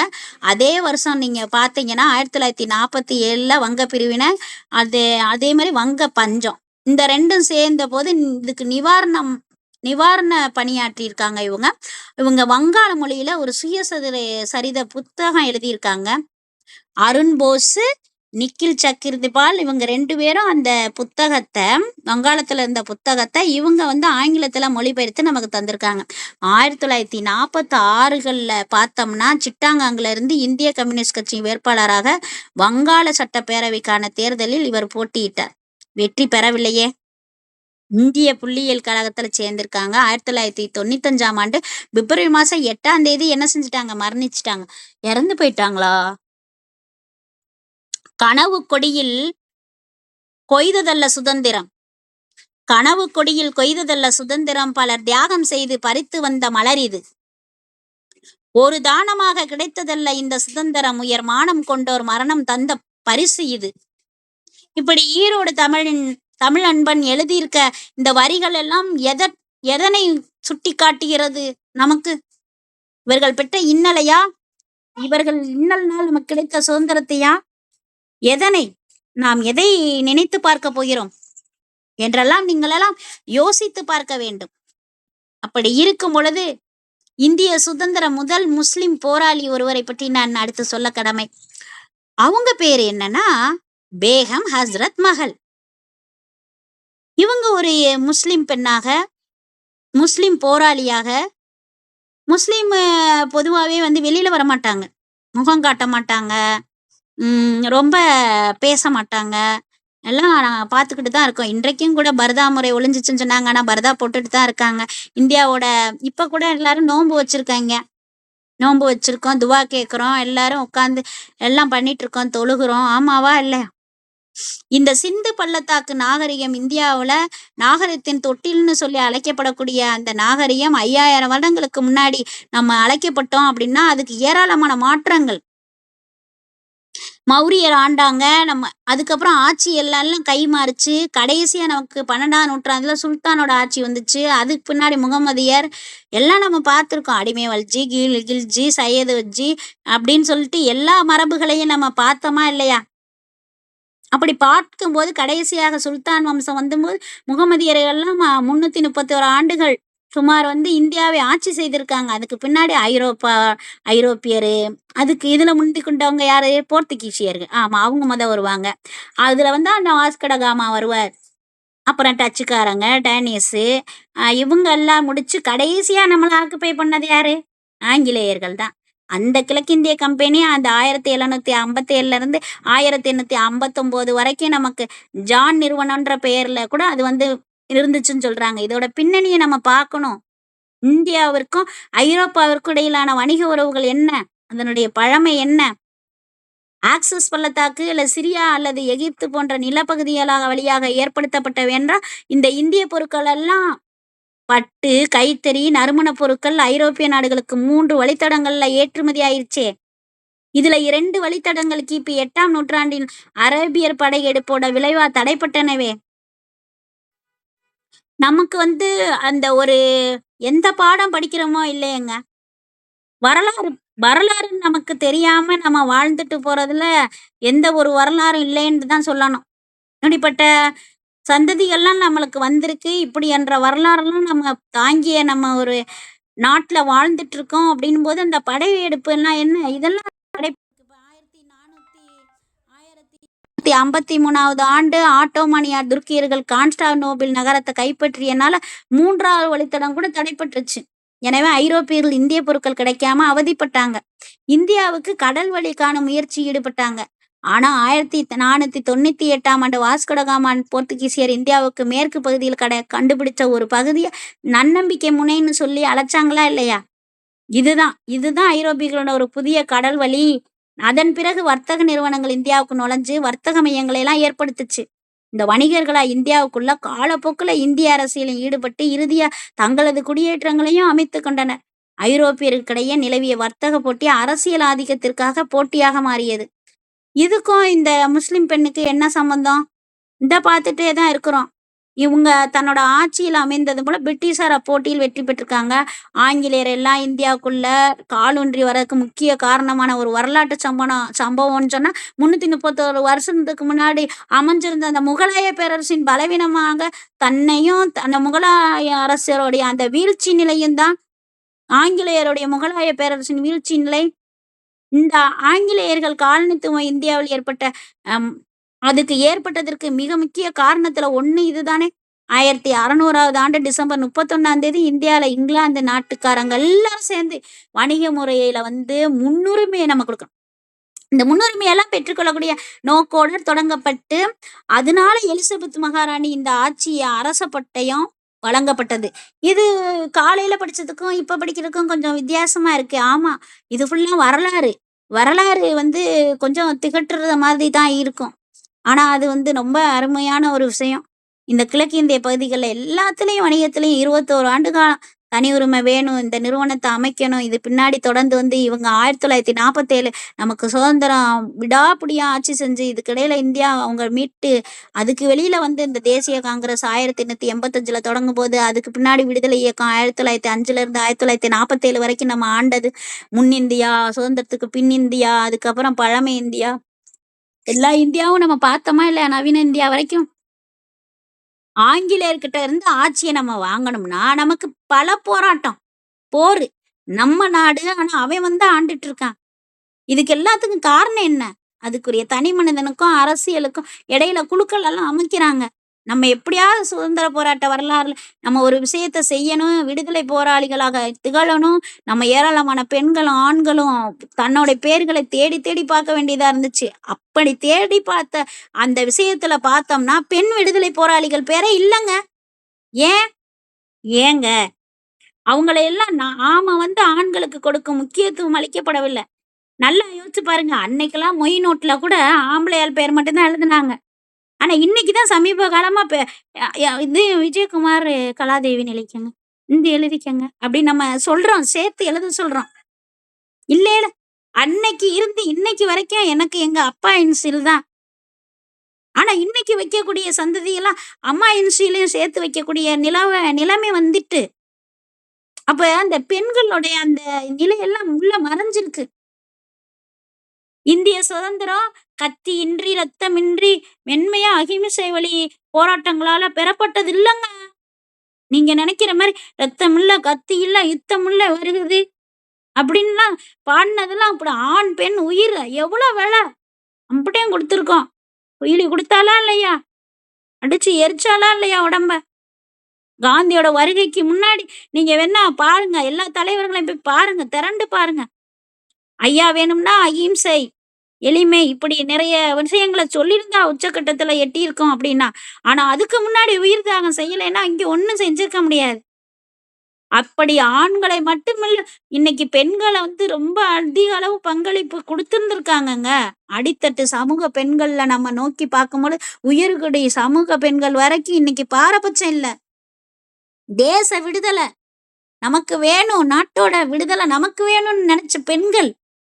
இப்படி ஒரு வீரமங்கை சிவகங்கையில வேலுநாச்சியார் இருந்திருக்காரே, அவர் துறங்கி வச்சு வெடிகுண்டா மாறி தன்னை தியாகத்தின் உருவா மாறி பண்ண பனிப்பெண்ணான குயிலி, இல்ல கிட்டூர் ராணி சென்னம்மா, வேங்கையா மாறின ஜான்சி ராணி லட்சுமிபாயி, என்னங்க அயோத்தியாவின் தாக சின்னமா இருந்த பேகம் ஹசரத் மஹால், விசுவாசத்தின் மறுவடிவமான இருந்த வெள்ளையர்களால் போற்றப்படக்கூடிய ஜல்காரி பாயி, 4000 படை வீரர்களை திரட்டி ஆங்கிலேயர்களை மட்டும் பந்தாடிய ராம்காட் ராணி, அவந்திபாய், இவங்க எல்லாரும் இருந்து 1700 கிபியில தொடங்கி 1900 வரைக்கும் ஆண்டு வந்த அந்த வரலாற்று பக்கங்களை இடம்பெற்றிருக்காங்கன்னா அவங்க அனைவருடைய போராட்டம் தனித்துவம் வாய்ந்தது தானங்க.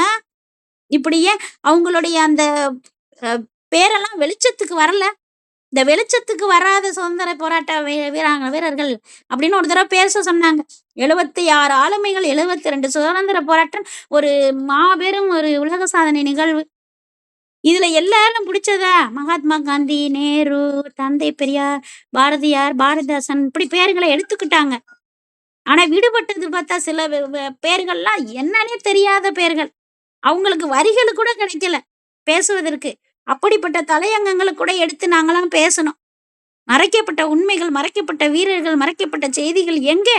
இந்த விடுதலை போராளி என்ற எல்லாரு கண்ணுக்கும் தெரியுறது, காதுக்கு விழுகிறது ஜான்சி ராணி லட்சுமிபாய், சித்தூர் ராணி சென்னம்மா, வேலூர் ராணி வேலுநாச்சியார்.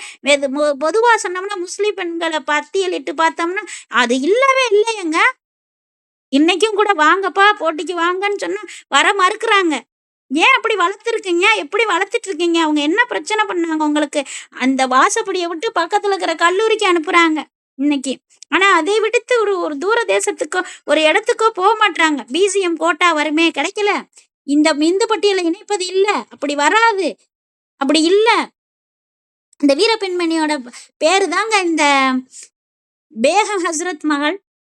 ஜான்சி ராணிய காட்டிலும் ஒரு சிறந்த மங்கைங்க.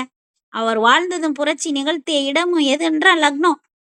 இன்னைக்கு லக்னோன்னு தான் சொல்லணும். அந்த அம்மா இல்ல. பகதூர் ஷாவுக்கும் இந்த பெண்ணுக்கும் ஒரு ஒற்றுமை இருக்கு. பகதூர் ஷா நமக்கு தெரியும். நாடாளும் அரசன் தேச துரோக வழக்குல குற்றம் சாட்டியதும் தனது வெறி தீர்ந்தோன்னு 300 ஆண்டு கால முகலாய ஆசி ஆட்சிக்கெல்லாம் நம்ம ஸ்டாப் வச்சிடணும், புல் ஸ்டாப் வச்சிடணும். நம்ம இந்த சொந்த நாட்டிலே நம்ம உடலுக்கு 6 நிலம் கூட இல்லை. இது நாடு கடத்தப்பட்டு மியான்மருக்கு போய் உயிர் நீத்தாராம் இந்த பகதூர் ஷா. அப்ப நம்ம சொந்த நாட்டிலே நமக்கு இடம் இல்ல, நம்ம செத்த நம்ம புதைக்க நமக்கு வழி இல்லைன்னு நினைச்சு தானே போனாரு. நமக்கு நமது பேகம் ஹஸ்ரத் மகள் வீரமங்கைக்கு இதே நிலைதான் இருந்துச்சு. தன்னோட கணவன் விவாகரத்து பண்ணிட்டான். பண்ண பிறகு நாம என்ன பண்ணணும்? ஆட்சி செய்யறதா இல்ல நம்ம அது கூட கிடைக்காம சாதுரியமா நம்ம என்ன பண்றது? மாபெரும் சக்தியா நம்ம விளங்கணுமே, என்னெல்லாம் பண்ணணும்னு அவங்க சிந்திக்கிறாங்களே. அவங்கள எதிர்த்து போராடணும். நாடு கடத்தப்பட்டுட்டாங்க. நேபாளத்துல தஞ்சம் புகுந்து இமயமலை காடுல வாழ்ந்து திக்கு தெரியாத காட்டில் இப்படியெல்லாம் வாழ்ந்து அவங்க எவ்வளவு கஷ்டப்பட்டிருக்காங்கன்னா, இவங்களெல்லாம் நம்ம படிக்கணும். இவங்களெல்லாம் நம்ம தெரிஞ்சுக்காம விட்டுட்டோம்னா நம்ம என்ன ஒரு பிறவியா இருக்க போறோம்னா தெரியல. இவ்வளவு 1879ஆம் ஆண்டு பிப்ரவரி மாசம் 7ஆம் தேதி இவங்க தன்னோட உயிரை நீத்திருக்காங்க. காத்மாண்டுல ஒரு பெயரில்லாத கல்லறையில புதைக்கப்பட்டிருக்காங்க. இறுதியில வறுமையில வாழ்ந்த அந்நிய மண்ணிலேயே உயிர் நீத்திருக்காங்கன்னும் போது நறுமணம் கொண்ட ஒரு தேவதை, அவாத்தின் ராணி என்றெல்லாம் சிறப்பிக்கப்பட்ட அந்த மாபெரும் பெண்மணி ஏன் இந்த அந்நிய மண்ணில் உயிர் நீத்தார் தெரியலையே. வடநாட்டுல முகலாயர்களை எல்லாம் தலைமையாக கொண்ட இந்த சமஸ்தான பகுதியில் உத்தரப்பிரதேசத்திலிருந்து ஒரு சமஸ்தானம் அவாத்து. பைசாபாத்த தலைநகரமா கொண்ட இந்த தலைநகர் லக்னோ. அவாத்து என்றெல்லாம் நாம் சொல்லுவோம். ஆனால் அவாத் ஆட்சியர்களில் மந்திரிகள் வரிசையில் பார்த்தோம் என்றால் 11ஆவதும் அரசர்கள் வரிசையில் 5ஆவதும் கடைசி அரசனாயிருந்த வாஜித் அலிஷாவுடைய மனைவிதானே அம்ம கதாநாயகியான பேகம் ஹஸ்ரத் மகள். அடிமைகள் சந்தைன்னு சொல்லி இந்தியால ஒரு காலகட்டத்துல படுஞ்சோரா நடந்திருக்கும். அது லக்னோ பகுதியிலையும் இத்தகைய அடிமைகள் வாழ்ந்து கொண்டிருந்தாங்க. அவாத் ஆட்சிக்கு உட்பட்ட அந்த பைசாபத்துல இருக்கக்கூடிய அவாத் பகுதியில ஒரு ஆப்பிரிக்க அடிமையோட வீட்டுல 1800ஆம் ஆண்டு பிறந்த ஒரு அழகு பதுமைக்கு அவர்களின் வழக்கப்படி நடனம் கற்பித்து கொடுத்தாங்களாம். வயசுல 2 ஆண்டுகள் இளையவரான வாஜித்து அவையில் நடமாடிய அப்பெண்ணை பார்த்த மாத்திரத்தில் தன்னை பறி கொடுத்தாராம் அந்த மன்னர். நடனமும் அழகும் மட்டுமல்ல அவரை கவர்ந்தது, அதையும் தாண்டி முகமதி காணும் கண்ணில் தெரிந்த ஒளி அவளின் ஆளுமையும் புத்தி கூர்மையும் காட்டிக் கொடுக்க அவளை தனக்கே உரிதாக்கி கொண்டாராம். இப்படிப்பட்ட விடயத்துக்கெல்லாம் சொந்தக்காரடியாக வாழ்ந்து சேர்ந்த ஹஸ்ரத் மகள் என்ன அருமையான ஒரு ஆளுமை! இவ்வளவு அருமையா போயிட்டு இருக்கிறேன். இன்னும் நிறைய பேருடைய போராளிகளை மறுக்கப்பட்டு விடுதலை போராளிகள் மறுக்கப்பட்டிருக்காங்க. ஏற்கனவே நான் மதுரைக்கார அம்மா சொன்னேன், சொர்ணத்தம்மா. ஆனா இப்ப மறுக்கப்பட்ட விடுதலை போராளி மதுரை பத்மாசனி அம்மாள். எங்கடா பறக்குறீங்க இந்த தகவல் எல்லாம் அப்படின்னு நீங்க கேட்கலாம். இருக்குங்க, சும்மா வரலங்க. சுதந்திரம் 200 ஆண்டுக்கு முன்னாடி நம்ம அந்நியர்கிட்ட அடிமைப்பட்டு கடந்த இந்தியா இந்த தியாகங்களோட ரத்தத்தினால தியாகிகளோட அந்த பரிதாபமான அந்த நிலையெல்லாம் பார்த்து எழுதப்பட்டதல்லவா இந்த சுதந்திரம். சுதந்திரம் என்ன சும்மா வந்திருக்குன்னு நினைக்கிறீங்களா? கத்தியின்றி ரத்தமின்றி நடந்த மென்மையான அகிம்சை வழி போராட்டம் அல்லவா இது. அது மட்டும் அல்லங்க, லட்சக்கணக்கான ஆண் பெண்கள் உயிரையெல்லாம் விலை கொடுத்து பெற்றதல்லவா இது. காந்திக்கு முன்னால் எத்தனையோ பேர் தன்னுடைய இன்னீரை நீர்த்தார்கள் அல்லவா. ஆங்கிலேயரை எதிர்த்து போராடினார்கள் அல்லவா. ஆயுதம் தாங்கியும் அகிம்சை வழியும் என இருவேறு வடிவங்களில் இந்திய சுதந்திர போராட்டம் ஆமாம் மிதவாதி தீவிரவாதி என்றெல்லாம் திரட்டி உச்சகட்டத்தை எட்டியதல்லவா. ஆண்கள் மட்டுமா போராடினார்கள்? இல்லை, பெண்களும் தான் போராடினார்கள். அவர்களெல்லாம் எங்கு மறைக்கப்பட்டு இருக்கிறது? எனக்கு புரியவில்லை. அவர்கள் பங்களிப்பு எங்கே? தெரியவில்லை. அடித்தட்டு சமூக பெண்களில் தொடங்கி உயர்குடி சமூக பெண்கள் வரை பாரபட்சமின்றி தேச விடுதலைக்காக ஒன்றிணைந்து போராடினார். குடும்ப அட்டையிலும் குடும்பத் தலைவன் என்பதுதான் முதல் இடம். எப்படி எங்க? குடும்பத் தலைவி முதலில் இல்லையா? தெரியவில்லையே. கேட்டுத்தான் தெரிந்து கொள்ள வேண்டும்.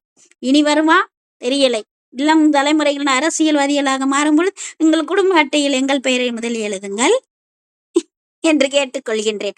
இப்படியெல்லாம் தேச விடுதலைக்காக நாமெல்லாம் ஒன்றிணைந்து போராடினோமே. வீரமங்கை ராணி வேலுநாச்சியார் சிவகங்கையை சார்ந்து இவரை தொடர்ந்து வெடிகொண்டாக மாறிய அனைத்து பெண்களையும் நாம் பற்றி ஜல்பாரி பாயிலிருந்து நாட்டு வீரங்களிலிருந்து பந்தாடிய காட்டு ராணி முதற்கொண்டு குயிலி முதற்கொண்டு எல்லாரையும் பேசணுமா இல்லையா? அப்படி பேசியவர்கள் பட்சத்துல லட்சக்கணக்கான உயிர்கள் இந்த தியாகங்கள் கொடுத்தது சொன்னா அதுல பெயர் பதிவிடப்படாத அந்த இதுல மறைக்கப்பட்ட ஒரு அழகானது ஒரு ஆளுமை தாங்க மதுரை பத்மாசினி அம்மா. இப்படிப்பட்ட அந்த போராளி என்ன செஞ்சாங்க? சுதந்திர போராட்டத்துல தன்னோட குழந்தைய பலி கொடுத்தாங்க. இந்த அன்னை போராளி பத்மாசினி அம்மா விடுதலைக்காக சென்று பெண்மணி இவங்க முதல் பத்மாசினி அம்மா பிறந்தது 1897 வருஷம் மதுரைக்கு அருகில உள்ள சோழவந்தான். ஏம்மா சோழவந்தான் தெரியுமாமா? தெரியும். மதுரையில சீனிவாசவரதன்றவங்கள கல்யாணம் பண்ணி மதுரையின் மகளானார். பூரண சுதந்திரம் தான் எனக்கு லட்சியம் அப்படின்ற ஒரு கொள்கையோடு தன்னோட தாகத்தோடு சுதந்திர தாகத்தோடு வளைய வந்த வத்தலகுண்டு சுப்பிரமணிய சிவாவுக்கு நெருங்கிய நண்பர்கள் இவங்களெல்லாம். பாரதியார் பாட்ட தெருவா பாடி மக்கள் கிட்ட சுதந்திர வேட்கை விதைத்தாங்கன்னு சொன்னா அதுல சீனிவாசன் பத்மாசினி தம்பதி ரொம்ப முக்கியமான ஒரு அங்கம்ன்று சொல்லலாம். காந்தியோட தலைமையில நாடு ஒத்துழையாமை இயக்கத்தை தழுவி இருக்கு. இந்த போராட்டம் சத்தியம், அகிம்சை, சாத்வீக எதிர்ப்புன்ற அடிப்படையில எல்லாம் அமையும் பொழுது காந்தியடிகள் பெண்கள் கலந்து கொள்வதை விரும்பினாரு. பெண்கள் காங்கிரஸ் திட்டங்களான அந்நிய துணிகளை புறக்கணிக்கணும், துணி கடை, மதுபான கடை அதுல மறியல் செய்யணும், கதர் துணி நெய்யணும், அது எல்லாமே சொன்னாரு. ஒத்துழையாமை இயக்கம் அதுக்கு மிகப்பெரிய ஒரு வாய்ப்பா அமைஞ்சிச்சா இல்லையா? மதுபான கடைகள் மறியலா மாறுச்சா இல்லையா? ஈரோட்டை சார்ந்த ஈவேரா நம்ம நாயக்கர் முன்னின்று நடத்தினாரா இல்லையா? 1922 வருஷம் பார்த்தோம்னா சீனிவாசவரதன் கள்ளுக்கடை மறியல்ல மதுரையில கைதானாரு. கணவருக்கு வீரத்திலகம் இட்டு சிறைக்கு அனுப்புனாங்களா இந்த பத்மாசினி அம்மையார். பின்னரு இந்த பத்மாசினி என்ன செஞ்சாங்க? தனியாளாக போராட்டத்துல குதிச்சுட்டாங்க. தமிழ்நாட்டுல சுதந்திர போராட்டத்துல குதிச்ச முதல் பெண்கள் வரிசையில இந்த பத்மாசினி அம்மையார் முக்கிய பங்கு வகிக்குது. இங்க பாருங்க, ஆவதும் பெண்ணாலதான் அழுவதும் பெண்ணாலதான்ற ஒரு பழமொழியை நம்ம சுட்டி காட்டுவோன்னு வச்சத நான் ஆக்கவும் செய்வேன் அழிக்கவும் செய்வேன், சுயராஜ்யத்தை ஆக்குவேன், வெள்ளையர் அரசாங்கத்தை அழிப்பேன்னு சொன்னாங்களாம் அந்த கோஷம். இப்படி ஆக்கவும் அழிவதும் பெண்ணால் என்ற அந்த வசனத்தையே இவங்க நான் சுயராஜ்யத்தை ஆக்குவேன், எனக்கு இப்ப எதிராக வந்த வெள்ளையர் அரசாங்கத்தை அழிச்சு தூளா கிளப்புவேன்னு சொன்ன கோஷத்துக்கு சொந்தக்காரங்க தான் இந்த பத்மாசினி அம்மா. இப்படி இந்த பத்மாசினி அம்மா மதுரையில சீனிவாசவரதன் தேசபக்தன் சொல்லக்கூடிய நவசக்தின்னு சொல்லக்கூடிய பத்திரிகை நிர்வாகியாக பணிபுரிந்திருக்காரு சீனிவாசவரதன். இவர் என்ன செஞ்சிருக்காரு? அந்த பத்திரிகையில நாட்டு நடப்புகளை எல்லாம் அறிஞ்சு மக்களுக்கு என்ன பிரச்சனை அந்த பிரச்சாரம் போல சொல்ல உதவியா இருக்குமே. சில விஷயங்களை நம்ம நேரடியா சொல்ல முடியாது, கடிதம் மூலம் நாசுக்கா சொல்றது ரொம்ப நல்லது. சில பல விஷயங்களை அப்படி காமிச்சுக்கிறது, நான் வெர்பலா பேசாமையே செய்யறது, செயல்பாட்டுக்கு அதுவே பெரிய விஷயம். ஒண்ணுதான் சொல்லுவாரு எங்க அப்பா, இங்க பாருப்பா என்ன படிச்சுட்டியா அதெல்லாம் கேட்க மாட்டாரு. எல்லாம் கேட்டுட்டு என்னம்மா நான் யோசிச்சிடும், உன் வாழ்க்கை உன் கையில, இன்னைக்கும் கையில தான் இருக்குது, சாக் பீஸு பேனா பென்சிலு ரப்பர்னு இந்த மாதிரி ஒரு விடயங்கள்ல தான் ஒடுக்கிட்டு இருக்கு என் வாழ்க்கை என் கையிலன்ற மாதிரி. அப்ப அந்த இடத்துல அவங்க நாட்டு நடப்புகளை நம்ம தெரிஞ்சுக்கணும் அப்படின்னு சொல்லி நம்ம பத்திரிகைகளை வாசிக்கும் பொழுது தேசபக்தன் நவசக்தி இந்த பத்திரிகைகள்லாம் நிர்வாகியா இருந்த சீனிவாசவரதன் என்ன எழுதியிருக்காரு எல்லாமே அவர் இது மூலமா சொல்லிடுறது. ஒரு இடைச்சொருகளை கொடுத்து அந்த விஷயத்தை கொண்டு சேர்க்க உடனே பத்திரிகையின் பங்கு அளப்பரியதா இருந்திருக்கு. 1921 வருஷம் பாத்தீங்கன்னா மதுரை பூந்தோட்டம் பகுதியில திலகர் என்ற பெயரில் இரவு பாடசாலை அமைச்சிருக்காரு. அங்கேயே விடுதலை விழிப்புணர்வு பிரச்சாரங்களை எல்லாம் செஞ்சு வந்திருக்காரு. இரவு பாடசாலை இன்றும் கூட பத்மாசனி பாடசாலை என்ற பெயர் வச்சு நடந்து கொண்டிருக்கிறது. இப்ப ஒத்துழையாமை இயக்கத்துல இன்னொரு பகுதி பாத்தீங்கன்னா கதர் உற்பத்தி.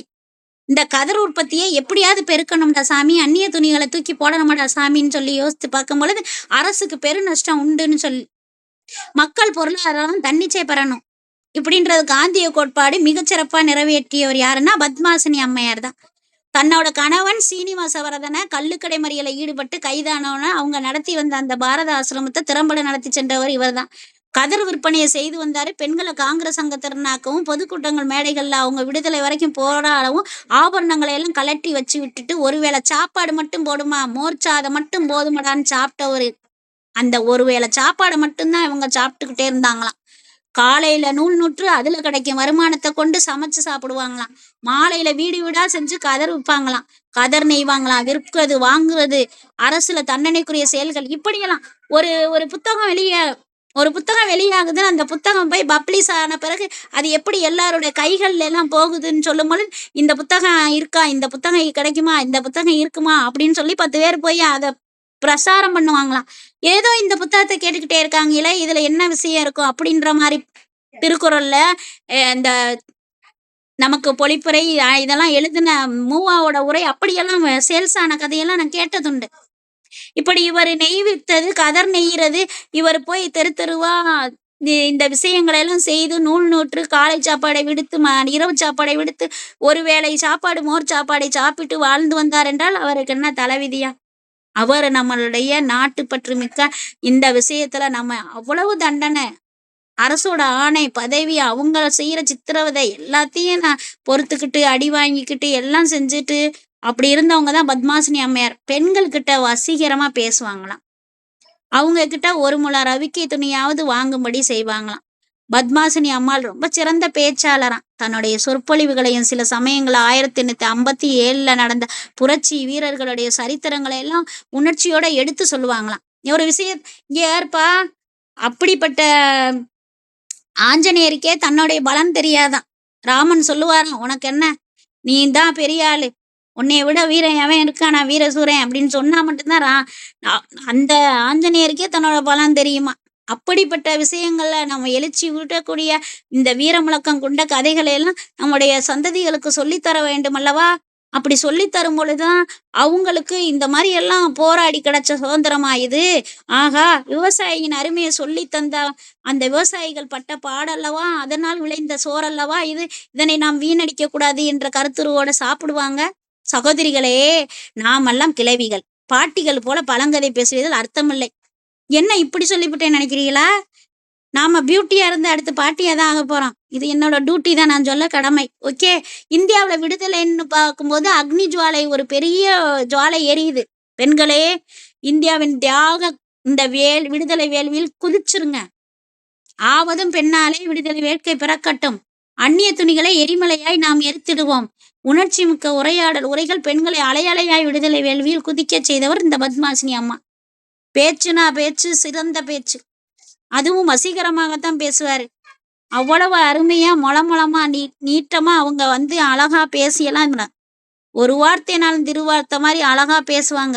கதர் உற்பத்தியை பெருக்கணும்னு தெரு தெருவா அவங்க வேலை செஞ்சாங்க.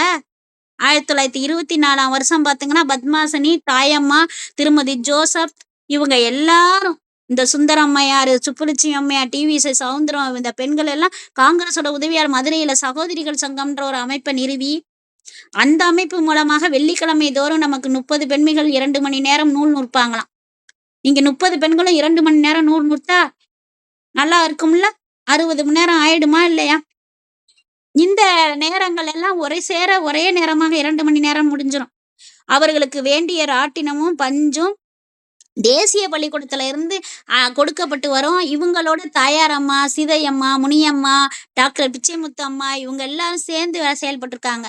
பல தேசியம் சம்பந்தமான செய்திகளையும் இவர்கள் விவாதித்திருக்காங்க. இங்கு வரக்கூடிய பெண்களை ராட்டின பயிற்சி அளிச்சு அவங்களுக்கு கல்வியும் கொடுத்திருக்காங்க அந்த நிறுவனத்தின் மூலமாக.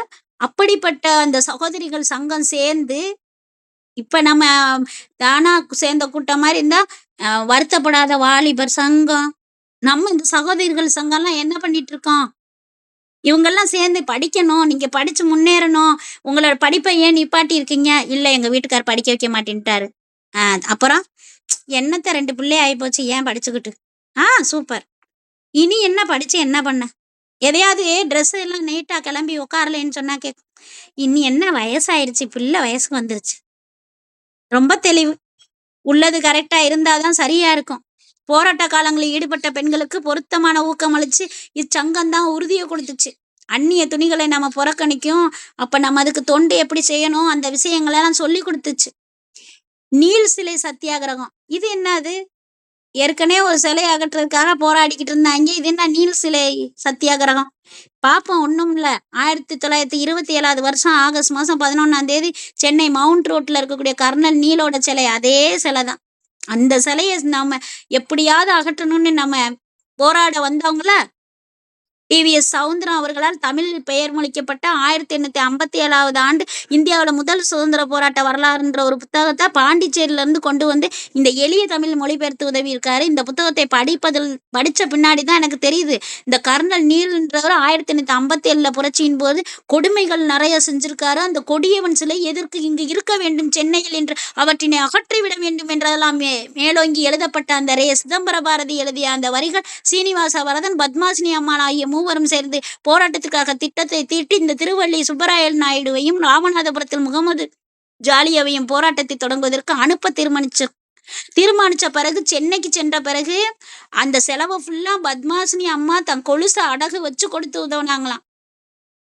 கொலுசு அந்த அளவுக்கு ரேட்டு இருந்திருக்கு. ஆமா, பத்மாசினி அம்மா தொடர்ந்து விடுதலை போராட்டத்துல ஈடுபட்டு அவங்க உடல்நிலையை பாதிச்சிருச்சு. மேலும் அவங்க குடும்ப சூழலும் அவரால் கவனிக்க முடியல. இதற்கிடையில பத்மாசினி 2 ஆண் குழந்தைகளுக்கு தாயாக, அவங்க ஆண் குழந்தை இறந்த குழந்தை பிறந்தோன்னு அதுவும் இறந்து போயிட்டு. இருந்தாலும் பத்மாசினி சுதந்திரத்தின் மீது உள்ள தாகம், காதல், இந்த எதையும் குறைச்சிக்கவே இல்லை. அவங்க தன்னோட உடம்பு இப்படி போச்சே, நம்ம பிள்ளைக்குட்டி இப்படி ஆச்சே அப்படின்ற அந்த எந்த ஒரு விடயத்தையும் அவங்க மனசுல வைக்காம அவங்க இன்னும் முன்னேறிதான் சென்றாங்க. சுவாமி சிவா நடத்திய காவிரி யாத்திரை 8 மாத கர்ப்பிணியா இருந்த பத்மாசினி கட்டாயம் பங்கேற்கணும், ஒகேனக்கல் வரை நம்ம பிரச்சார குழுவுல போகணும். இறுதியில பாம்பாரப்பட்டி கிராமத்துல பிரச்சாரம் செய்த போது எந்தவித வசதி இல்லாத நிலையில பத்மாசினி ஒரு பெண் குழந்தையை பெற்றெடுத்தார். ஆனா மலைப்பகுதியில் தட்பவெப்ப நிலையை தாங்க முடியாமல் அந்த குழந்தை இறந்துருச்சு. ஃபர்ஸ்ட் 2 பையனை பெத்தாங்க, அதுவும் போயிருச்சு. அடுத்து ஒரு பிள்ளைய பெத்தாங்க, அதுவும் போயிருச்சு. ஆனாலும் பத்மாசினி தன்னலங்கிறதா தேசநலம் ஒன்றை மட்டும் குறிக்கோளை கொண்டு விடுதலை வேள்வியில் எப்போதும் ஈடுபட்டு கொண்டிருந்தார் என்றால் அதற்கெல்லாம் எதற்கு காரணம்? இந்த சுதந்திர வேட்கை. பெல்காம்ல நடந்த சிறந்த கூட்டம், 1க்கு மேற்பட்ட அந்த பொதுக்கூட்டத்தில் சிறப்பு அழைப்பாளராக கலந்து கொண்டு பேசினாரே, பேசுறதுன்னா அவ்வளவு அருமையா பேசுவாங்களாங்க. பல விடுதலை போராட்டம், அவங்க மதுரை போராட்டத்துல கலந்து கொண்டு பேசினாங்கன்னா இப்படி ஒரு கருணை, அவங்க எப்படி பேசுனாங்கன்னே தெரியாதான், அவ்வளோ இது. ஆனா திருப்பி சிறைக்கு போயிடுவாங்க. 3 மாசம் கர்ப்பிணியா இருந்தப்பையும் சரி, அந்த நிலையிலையும் கூட உண்ணாவிரதம் இருந்திருக்காங்க. நம்ம இங்க ஒரே ஒரு நேரம் 4 பேர் கூட வந்துட்டாங்க, அதுக்கு சமைச்சதுக்கு இந்த உடம்பு ஆத்தாடி எம்புட்டு வேலை.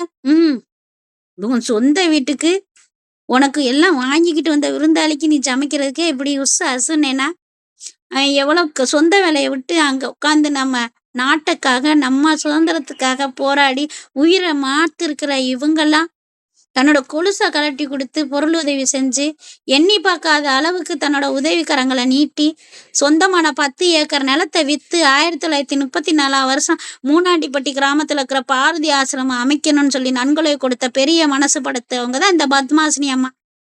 நம்ம இங்க ஒரு சின்ன தோடுல இருக்கிற சொரைய காணோம்னா கூட ஆத்தாடி அம்மாடின்னு குதிச்சுக்கிட்டு கிடக்காங்க. போனா போட்டும் விடு அப்படின்னு சொன்னா கேக்குறாங்களா? என்னமோ நம்மளே பிடிச்சிக்கிட்டு ஆள போற மாதிரி, எனக்கு 1 இன்ச்சு தள்ளி நீங்க அந்த செடியை வச்சா என்ன, பக்கத்துல இருக்க சண்டை போட்டுக்கிட்டு இருக்கான். 1935 வருஷம் மகாத்மா காந்தியோட அறிவுரைப்படி மானாமதுரையில தாழ்த்தப்பட்டோர் வசிக்கும் பகுதியில பள்ளியை துவங்கி மாணவ மாணவிக்கு அவரே கல்வி கொடுத்திருக்காருன்னா பாருங்க. மதுரையை மட்டும் விடல அந்த அம்மா, மானாமதுரையும் விட்டு தள்ளல. பத்மாசினி 1935 கமுதி, அதுவும் மானாமதுரை கிட்டதான் இருக்குது, காங்கிரஸ் பொன்விழா போராட்டத்துல கலந்துக்கிட்டு தேசிய கொடிய கையில ஏந்திக்கிட்டு உயர்த்தி பிடிச்சுக்கிட்டு கொடிகாத்தன் குமரை மாதிரி உணர்ச்சி வயமாக மக்கள் கிட்ட போய் வேங்க மாதிரி பிரச்சாரம் செஞ்சாங்கன்னா எப்படி? அந்த கூட்டம் கடைசி கூட்டம், அவரோட கூட்டம். தேச விடுதலைக்காக தன்னோட வாழ்நாள் முழுசும் அர்ப்பணிச்சு ஓடா மாதிரி குழந்தைகளை கூட கவனிக்கலையே, உடல் நலத்தை கூட கவனிக்கல, அவர் உயிரையும் குடிச்சிருச்சு. அவருக்கு என்ன நோய் வந்துச்சு தெரியுமா? ஆஸ்துமா. இதெல்லாம் மனசுல கேட்டா ஆத்த முடியாம இருக்குது. 1935 வருஷம் ஜனவரி மாசம் 14ஆம் தேதி தன்னோட தேச விடுதலை போராட்ட பிரச்சாரத்தை நிறுத்திட்டாரு. இதோட நிப்பாட்டிடுவான் சாமின்னு பொங்கல் அன்னைக்கு நிப்பாட்டிட்டு, இந்திய விடுதலையே தனது உயிர் மூச்சாக கருதிய அந்த பத்மாசினி தான் கண்ட கனவு சுதந்திர இந்தியாவை காணாமலே கண்மூடினாரே. 4 வருஷம் 5.5 மாசம் சிறைவாசம். தமிழ்நாட்டுல ஃபர்ஸ்ட் சத்தியாகிரகத்துல சிறை புகுந்த பெண்கள் பெருமைக்கு உரியவங்கள அஞ்சலை அம்மாளும் மதுரை பத்மாசனி அம்மாளும். ஆமா, அப்போ ஒரு ஆள் சொன்னீங்களே அப்படின்னு ஞாபகத்துக்கு வந்ததாலதான் இப்பயும் சொல்ல. அஞ்சலை அம்மாளும் மதுரை பத்மாசினி அம்மாவும் தான். எப்படிங்க இவ்வளவு சிறப்பா அவங்க போராட்டத்தை போர்க்கொண்டு போயிருக்காங்க? இப்படி நிறைய ஆளுமைங்க. நீ அடுத்த ஒரு ஆளுமையை பார்த்தீங்கன்னா நம்மளால சொல்ல முடியாத அளவுக்கு ஆத்தடின்னு வருது. யோசிச்சு பாருங்க, உயிர் பலி சும்மா கிடைக்கல. இந்த சுதந்திரம் எப்படி வந்துச்சு? கிட்டூர் ராணி சென்னம்மா என்ன பண்ணாங்க? போற்றி பேசப்படக்கூடிய ஒரு பெண் போராளி கிட்டூர் ராணி செல்லம்மா. அவங்க இந்திய விடுதலை போராட்ட வீராங்கனையில அவங்களும் ஒரு முன்னோடின்னு சொல்லணும். 17ஆம் நூற்றாண்டுல கப்பம் கட்டுவதை எதிர்த்து போரிட்டு வீரமரணம் அடைஞ்ச ஒரு பெண்மணியில ஒருத்தவங்க. இவங்க போராட்டம் தொடங்குவதற்கு பல ஆண்டுகளுக்கு முன்பே ஆங்கிலரை எதிர்த்தவர் கிட்டூர் ராணி சென்னம்மா பிரகாசமான தீப்பொறி போன்ற கண்களுடன் ஆங்கில ஏகாதிபத்தியத்தை எதிர்த்து தனி ஒருவராகவே குரல் கொடுத்தவர். எனக்கு அவங்கள விரட்டி விடணும் அப்படின்னு. இந்த அம்மா குதிரையில போற அழகே பெரிய அழகு. ராஜாக்களுக்கு இணையாக ஆங்கிலேய ஆட்சிக்கு அடிபணியாத வீர ராணியில இந்தியாவுக்குள்ள வாழ்ந்திருக்காங்கன்னா ஜான்சி ராணி லட்சுமிபாய், ஜல்ஹரிபாய், ராணி அப்பக்கா, சௌதா, ராணி அவந்திபாய், வீராங்கை ராணி வேல்நாச்சியார்னு சொல்ற வரிசையில கிட்டூர் ஆண்டு ராணி சென்னம்மா மிக மிக முக்கியம். இந்த போட்டு எக்ஸ் போட்டு 4 பக்கம் புள்ளி வச்சு ரவுண்டு போடுவோம், முக்கிய கேள்விக்குறி மாதிரி. இவங்க ஆங்கிலேயருக்கு எதிரா இவங்க போராடி இருக்காங்கன்னா முத இந்த வெற்றியை இன்னும் கிட்டூர்ல ஒவ்வொரு வருஷமும் அக்டோபர் 22ஆம் தேதியில இருந்து 24 வரைக்கும் உற்சவமாவே கொண்டாடிக்கிட்டு இருக்காங்களாம். நம்ம போய் பார்த்தே ஆகணும் இந்த விஷயங்களை எல்லாம். ராணி சென்னம்மா என்ன செய்யறாங்கன்னா 1778 ஆண்டு அக்டோபர் மாசம் 23ஆம் தேதி கர்நாடக மாநிலம் பெல்காமுக்கு அருகில உள்ள கஹதி அப்படின்ற ஊர்ல பிறந்திருக்காங்க. சென்னம்மான்ற ஒரு அழகிய பெண் அப்படின்றதுதான் அந்த சென்னம்மா அப்படின்றதுக்கு அர்த்தம். ராஜ குடும்பம், சகல வசதி, சமஸ்கிருதம், கன்னடம், மராட்டி, உருதுன்னு எல்லா மொழிகளும் கத்து தெரிந்தவங்க. சின்ன வயசுல ஆண்களுக்கு நிகரா வில்வித்த, வாழ்வீச்சு, குதிரை ஏற்றம்னு தேர்ச்சி பெற்றவங்க. அனைவருக்கிட்டையும் அவ்வளவு துணிச்சல்கார ஒரு பெண்ணு. இப்படிப்பட்ட ஒரு போல்டான பெண்ணு இல்லைன்ற மாதிரி பேர் வாங்கினவங்க தாங்க இவங்கெல்லாம் இந்த நாட்டுல வாழ்ந்திருக்காங்கன்னா ராணி சென்னம்மா பேசுறதுக்கு எவ்வளவு பெரிய விஷயம், நமக்கு சந்தோஷம். 15வது வயசுல தேசாய் குடும்பத்தை சேர்ந்த இந்த கிட்டூர் ராஜா மல்லர்ஜாவோட அவங்க கூட இவங்க திருமணம் நடந்திருக்கு. ஒரு மகன் பிறந்திருக்கான். 1816வது வருஷம் ராணி செல்லம்மா கணவர் இறந்து போயிடுறாரு. அவர் மகனும் சரி 1824வது வருஷம் இறந்து போயிடுறாங்க. இப்படி கணவனும் போயிட்டான், பிள்ளையும் போயிடுச்சு, நான் மட்டும் தனியா இருக்கேன்னு மனசு கஷ்டமாப்பட்டாங்க. இல்லையே, நம்ம கொஞ்ச நேரம் இருப்பா, நான் போயிட்டு வந்துடுறேன்னு சொன்னா நீங்க எப்ப வருவீங்கன்னு கேக்குறீங்க. தனிமை என்னை சுடுதே அப்படின்னா நீங்க ரொம்ப கஷ்டம். தனிமையிலே இனிமே காண முடியுமா? அதுவும் கஷ்டம். தனிமையிலே இனிமே காண முடியுமே, இதுதான் இஷ்டம். இதனால ஆக மாட்டேன் நஷ்டம். ஏன்னா நமக்கு தனிமை மிகப்பெரிய படிப்பினை. நம்ம தனியா இருந்து பழகிக்கணும். நம்ம தனியா ஒரு வேலையை செய்யணும். அதுதான் பொறுப்பு. அம்மா வருவாங்களா, அப்புறமா இழுப்போமா, வீட்டுக்காரர் வருவாரா, அப்புறமா கிரைண்டர் கல்ல தூக்குவாரா, அப்புறமா மாவாட்டுவோமா, இப்படியே இருங்க. வருவாரு, நைட்டு மாவு புளிக்கிற நேரத்துக்கு வருவாரு, மாவாட்ட முடியாது. வாரிசு இல்லாதால பெண்ணாகிய நீங்கள் அரசால கூடாது, உங்களுக்கு வாரிசு இல்ல அப்படின்னு உத்தரவு போட்டுருச்சு ஆங்கில அரசு. அதுக்கு பின்னாடி ராணி சென்னம்மா என்ன பண்ணிட்டாங்க, 1824ல தன்னோட உறவுக்காரங்க சிவலிங்கப்பான்ற ஒரு மகன தத்தெடுக்குறாங்க. நமக்கு ஆண் வாரிசு இல்ல. ஆமாங்க. ஆண் வாரிசு இல்லைன்றதுக்காக நான் இறந்த பிறகு எனக்கு கொல்லி வைக்காம போறாய்ங்களா? தெரியல. ஆனா ஆண் வாரிசு இல்லைன்றதுக்காக அரசு இதுல நீங்க இருக்கக்கூடாது அப்படின்றதுக்காக சிவலிங்கப்பான்னு சொல்லிட்டு ஒரு பையன தத்தெடுத்து அவங்க வளர்க்குறாங்க. அதனால அந்த கிட்டூருக்கு அரசனாக்குறாங்க அந்த பையன. அன்றைய காலகட்டம் ஆங்கில அரசாங்கம் எத்தன சட்டம், எத்தன வலுக்கட்டாயம், எம்புட்டு பிரச்சனை. ஈஸியா நீங்க போயிடுறீங்க பைக்க தூக்கிட்டு அழகா. ஆனா ஒரு பெர்மிஷன் வாங்கிட்டு பொம்பள புள்ள கிளம்பி போறதுக்கு அவ்வளோ விஷயம். இன்னைக்கும் கூட தனியா முடிவெடுக்கக்கூடிய ஆற்றல் இல்ல. ஏங்க? ஏங்க? இப்படின்னு நம்ம கேட்க வேண்டியதா இருக்குதுல்ல. கேட்க தான் வேணும். இல்லைன்னு சொல்லல. முடிவு நம்மகிட்ட நம்ம சம்பாதிக்கிற ஏடிஎம் கார்டு கிடையாது. நம்மகிட்ட நம்ம ஒரு கருத்துருக்கு ஒரு வேலை செய்ய முடியல. யோசிக்க முடியல. இவங்க டாக்ட்ரின் ஆஃப் லாப்ஸ்ன்ற சொல்ற ஒரு கொள்கையை அமலுக்கு வச்சிருந்துச்சு. இந்த சந்ததி இல்லாத இந்த ராஜாக்கள் எல்லாம் சொத்து அந்த கிழக்கிந்திய கம்பெனி சொத்தோட இணைச்சிடணுமா. அட பாவிகளா, இப்படியெல்லாம்டா ஒரு சரத்து. வாரிசாக யாரையும் தத்தெடுக்க கூடாதுப்பா. நீ என்ன பண்ணணும், ராணி சென்னம்மா ஸ்வீகாரத்தை நீ ஏத்துக்க கூடாதுப்பா அப்படின்னு சொல்லி அறிக்கையை போட்டு விட்டுருச்சு. இப்ப சென்னம்மா தத்தெடுத்த மகன் இருந்தானா சிவலிங்கப்பா, அவனை நாடு கடத்திருங்க. ஏன்னா இவனை தத்தெடுத்திருக்கனால இதுக்கு சரி வராது. ஆங்கிலேயருக்கு கெடுபிடியா வரி வசூல்ல அதிருப்தியா இருக்கு. ராணி சென்னம்மா அவளுக்கு இது பிடிக்கவே இல்லை. இது என்னடா உங்களுடைய சட்டம், டாக்ட்ரின் ஆஃப் லாப்ஸ்னா என்னடா, என்ன லாப்புடா இது? சிரிக்கவும் முடியல, அழ முடியல, தொல்லப்பாடா இருக்கு. நானும் ஒரு பிள்ளைய பெத்ததும் செத்து போச்சு.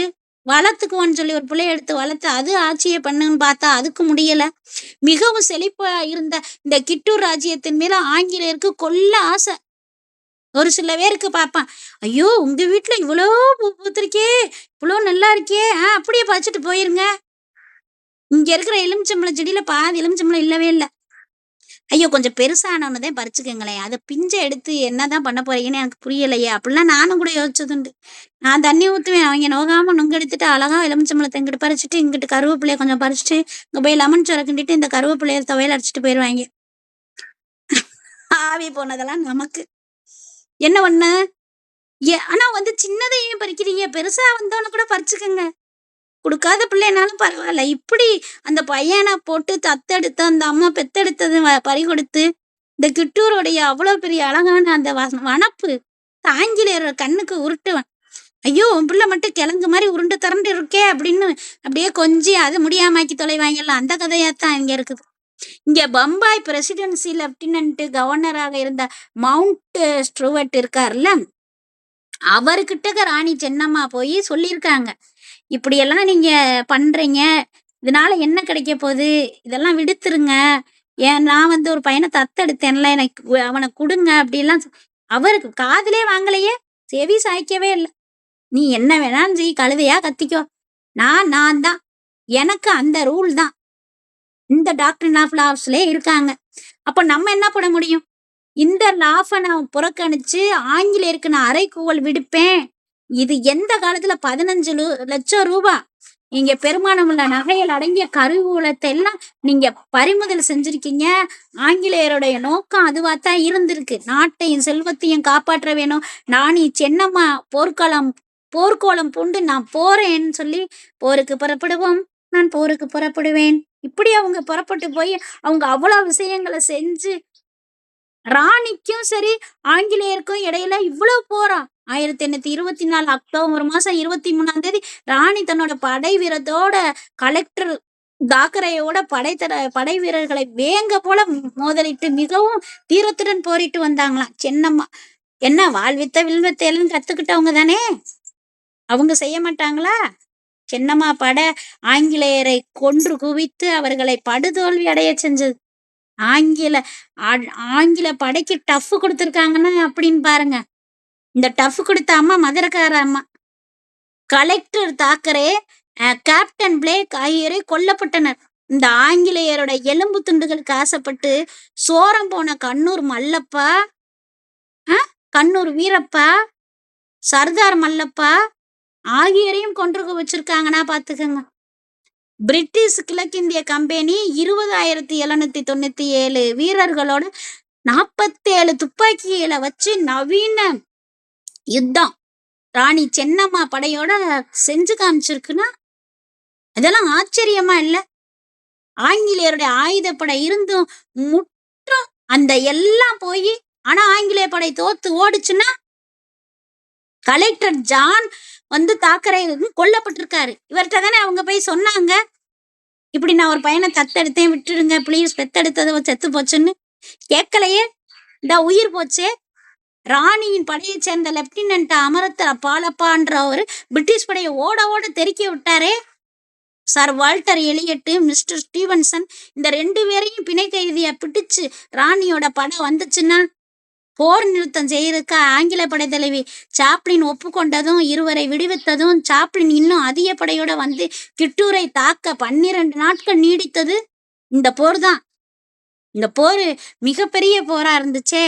பழி வாங்கவே ஆங்கில அரசு 3 மாதம் கழிச்சு 1824 டிசம்பர் மாசம் 3ஆம் தேதி அது அந்த வீரர்கள் இந்த நவீன போர் கருவி நயவஞ்சகம் கொண்டு ஆங்கிலேயர்கள் கிட்ட போராடுறாங்க. கிட்டூர் ராஜ்யம் வீழ்ந்துருது. ரொம்ப அழகிய கிட்டூர் இந்த கெம்மன மராடி அப்படின்ற ஒரு அரண்மனை அங்க இருக்கும். அந்த அரண்மனையே அழிச்சிடுறாங்க. ராணிய சிறைய வச்சு பைகோமல் சிறையில வச்சு ஆனாலும் அவரது விசுவாச தளபதி சங்கொலி ராயண்ணா ராணியை விடுவிக்க கொரில்லா தாக்குதல் நடத்தி, ஆனால் அவரும் கைது செய்யப்பட்டு தூக்கிலிடப்படுறாரே. என்னதான் வேணும்டா உங்களுக்கு? இப்படி பிடிச்சி அந்த கிட்டூருடைய வனப்பணிங்கெல்லாம் எடுத்துக்கணும், கொள்ளையடிக்கணும், அபகரிக்கணும். ராணி சென்னம்மா படிச்ச புத்தகங்கள் பார்த்தீங்கன்னா எக்கச்சக்க புத்தகம், புனித புத்தகங்கள். பூஜைகள்ல ஈடுபட்டும் தனது சிறை வாழ்வையும் அவங்க அப்படியே கழித்தாங்கன்னா அந்த புத்தகம் அவங்களுக்கு ஒரு மிகப்பெரிய விஷயமா இருந்தது. நானுமே நிறைய தடவை உங்களை சொல்லுவேன்னா, புத்தகமே புருஷன், கணக்கே கனவே அப்படின்னு வாழ்ந்த தருணங்கள்லாம் எத்தனையோ. புத்தகம் ஒரு மனுஷனுக்கு மிகப்பெரிய ஆழத்துல உள்ள பல விஷயங்களுக்கு ஒரு உத்வேகமா ஊக்கவரிகளை கொடுக்குது அப்படின்னு சொல்லும் பொழுது இவருக்கும் அதே வாழ்க்கைய கொடுத்திருக்கு. சிறை வாழ்க்கையை வாழ கழித்து கொடுத்துரு. 1829வது வருஷம் பிப்ரவரி 21ஆம் தேதி 56வது வயசுல பைகோங்கல் சிறையில வீரமரணம் அடைஞ்சாங்களாம் இந்த அம்மா. இவங்களும் பிப்ரவரி மாசம்தான் இறந்திருக்காங்க. விடுதலை போராட்டத்துக்கு வித்திட்ட வீராங்கனைகள் பல பேர் இருந்தாலும் கூட இவர் இன்றளவும் சென்னம்மா கொண்டாடப்படுகிறார் என்றால் அது சுதந்திர போராட்ட இயக்கத்தின் வீர சின்னம். கர்நாடகா கிட்டூர் கிராம மக்கள் ராணி சென்னம்மாவை வீர பெண்ணு அப்படின்னு கடவுளா பார்த்தாங்க. கடவுளா பார்த்ததுனால இவங்க பட்டி பாடக்கூடிய பாடல் லாவணி, ஜிஜி எனப்படக்கூடிய கிராமிய கதை பாடல் இவரோட பெருமையை பறைசாட்டி கொண்டிருக்கின்றளவும். ராணியார் ஆங்கில படையவே நாட்டை விட்டு ஓட வச்சு தெறிக்க விட்ட முயற்சியில தோல்வி அடைஞ்சு லாஸ்ட்ல இறந்து போயிருந்தாலும் கூட இந்த கர்நாடக வீர வரலாற்றுல நிரந்தர இடம் பிடிச்சிருக்காருன்றா அந்த ராணி சென்னம்மாவுக்கு மரியாதை செய்யற பொருட்டு பெங்களூருக்கும் கோலாப்பூருக்கும் இடையில ஓடும் ரயிலுக்கு ராணி சென்னம்மா அப்படின்னு ஒரு பேர் வச்சிருக்காங்க பாருங்க. இதெல்லாம் நம்மளுடைய அறிவியல் செய்திகளாக மிகப்பெரிய வரலாற்று வெட்டகமாக நம்ம கையில கிடைச்சிருக்கணும் போது நம்ம எவ்வளவு பெருமிதப்படணும். கர்நாடகால பல இடத்துல ராணி சென்னம்மாவோட சிலை வச்சிருக்காங்க. நாடாளுமன்ற வளாகத்துல இவரோட சிலை வச்சு அவ்வளவு சிறப்பா கொண்டாடி போகிறோமா இல்லையா? எப்படி இப்படிப்பட்ட ஆளுமைகள் எல்லாம் சிறந்து விளங்கி இருக்காங்கன்றது நம்ம பூரிக்குது. இன்னும் ஒரு 3 நபர்களை பத்தி தான் பேசணும்.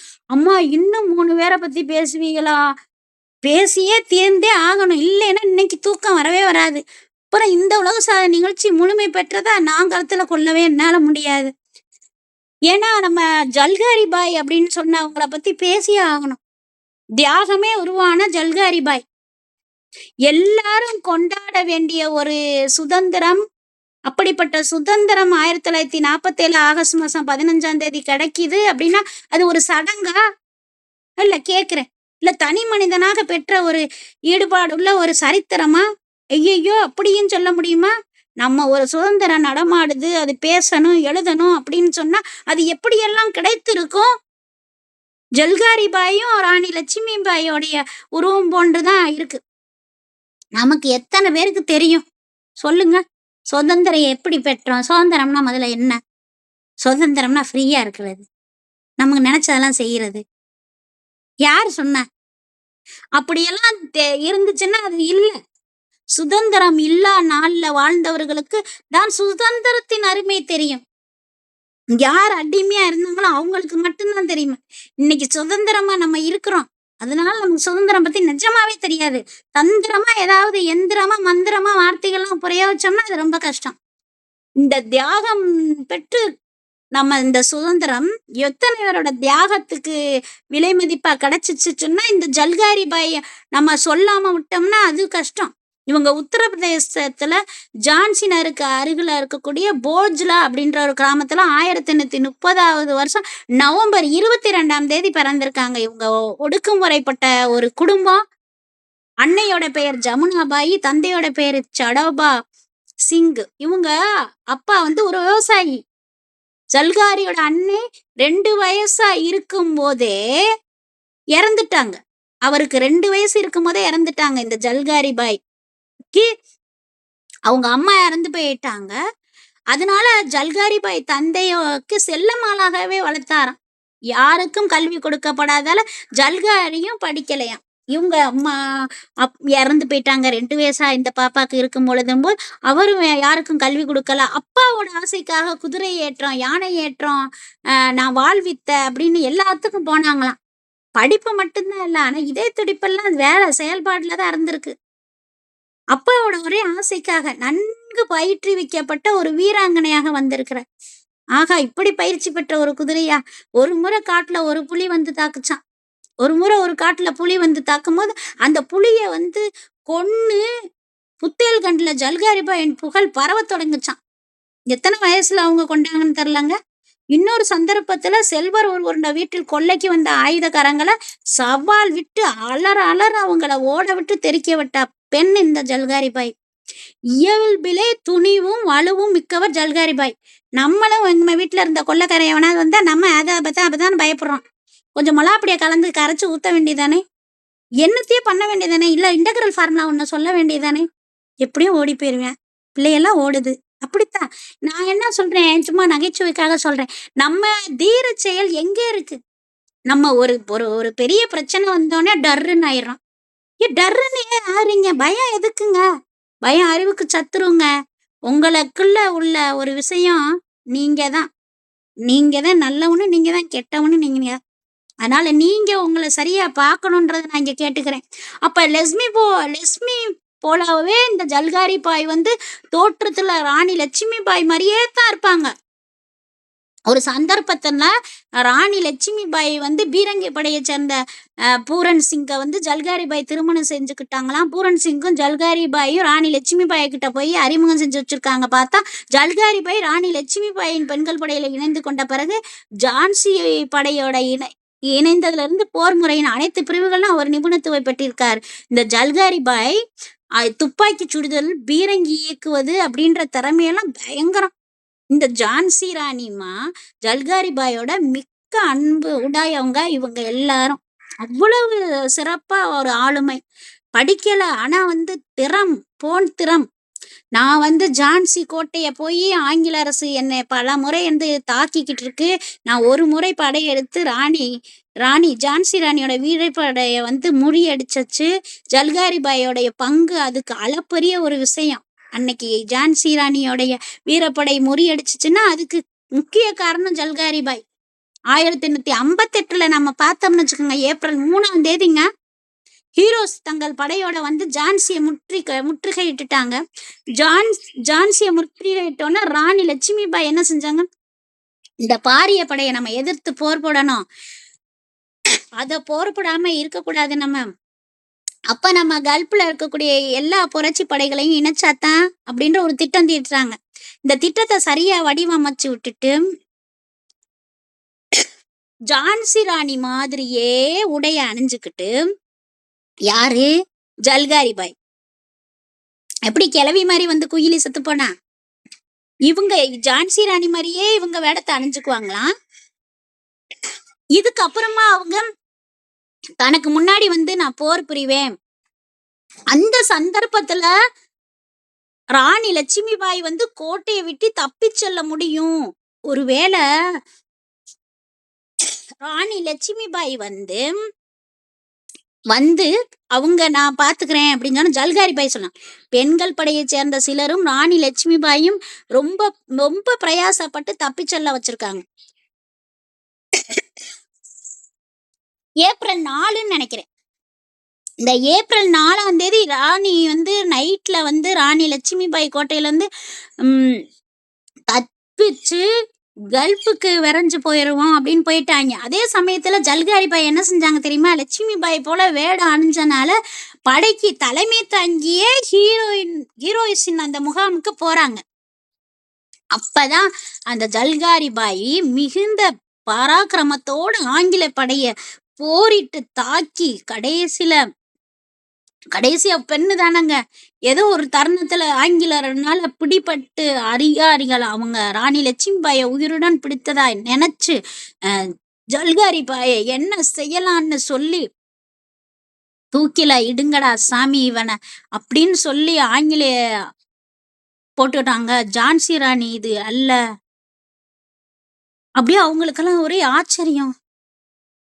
என்னடா ஜான்சி ராணின்னு சொன்ன, இது யாரடா? இவங்க ஜல்காரி பாய். இவங்க வீரமும் எஜமானனுக்கு விசுவாசமாக இருக்கக்கூடிய ஒரு பெண். இந்த பொண்ணை மரியாதைய நடத்தி அவங்களோட வீரத்தையும் விடுதலை செஞ்சாங்களாம். அவங்க அவ்வளவு பாராட்டு மழை. இந்த 2012ஆம் ஆண்டு ஜனவரி 27ஆம் நாள் வரைக்கும் ஒளிபரப்பப்பட்ட ஜான்சி ராணி வீரப்பெண்ணின் கதை அப்படின்ற ராணி லட்சுமிபாயின் வாழ்க்கை வரலாற்றின் அடிப்படையாக கொண்ட வரலாற்று தொலைக்காட்சி தொடர்ல ஜல்காரி பாயை பற்றி குறிப்பிடப்படுகிறதே.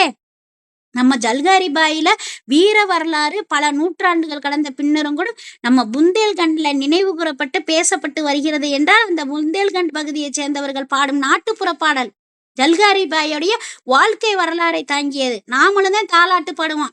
மாமே அடிச்சானா மறி கொழுந்து செண்டால தாத்தாடுச்சாரா தாளம்பு செண்டா. அந்த தாலாட்டு பாடல்கள்லாம் இன்று இல்லையே.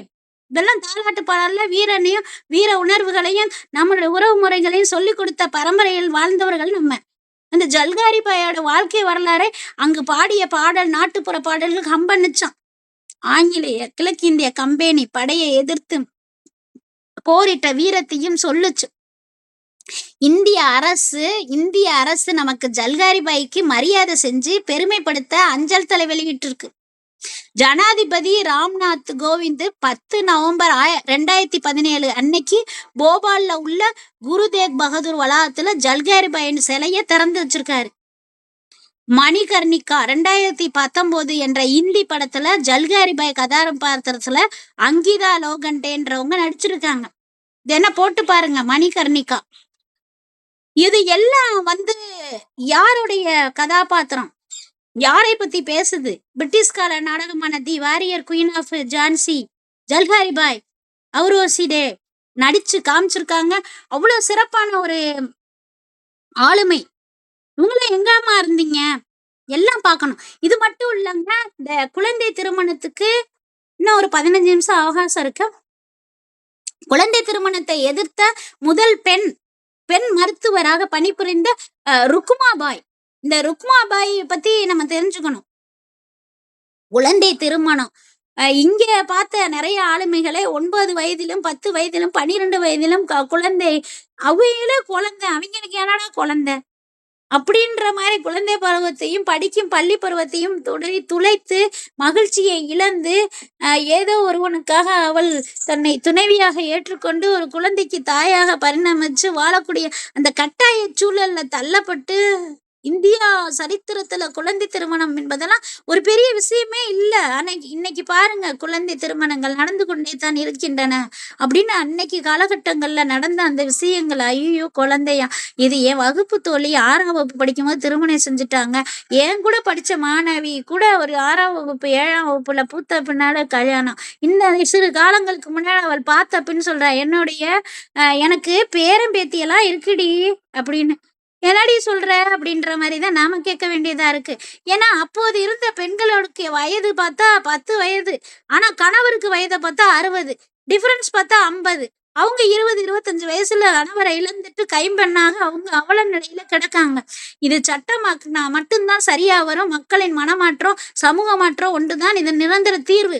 இவங்க சொன்னாலாம் திருந்த மாட்டாங்கடா, சட்டத்தை போட்டா தான்டா திட்டமாகும் அப்படின்ற மாதிரி இவங்க இந்தா ஃபோன் போட்டுருவேன், இந்த ரேங்க் கார்டு கட்டிடுவேன் எழுதி அனுப்பிட்டோம்னா தெரிஞ்சு போயிரும்ல.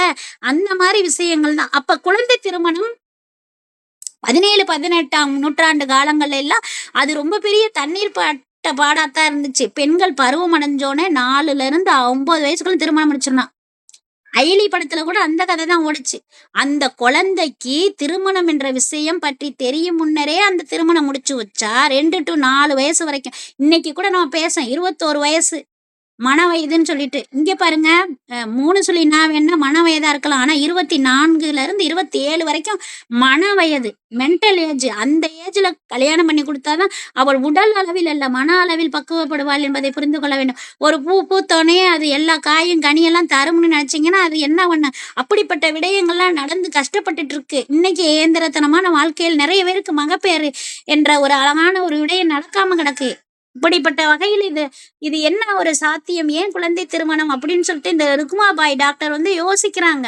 இந்த டாக்டர் ருக்குமாபாய் ஆங்கிலேய காலத்தில் காலனி ஆதிக்கத்துல வாழ்ந்த ஒரு இந்தியாவின் முதலான பணிபுரிந்த மருத்துவராக செயல்பட்டு வந்த ஒரு பெண் டாக்டர் மட்டும் இல்லைங்க.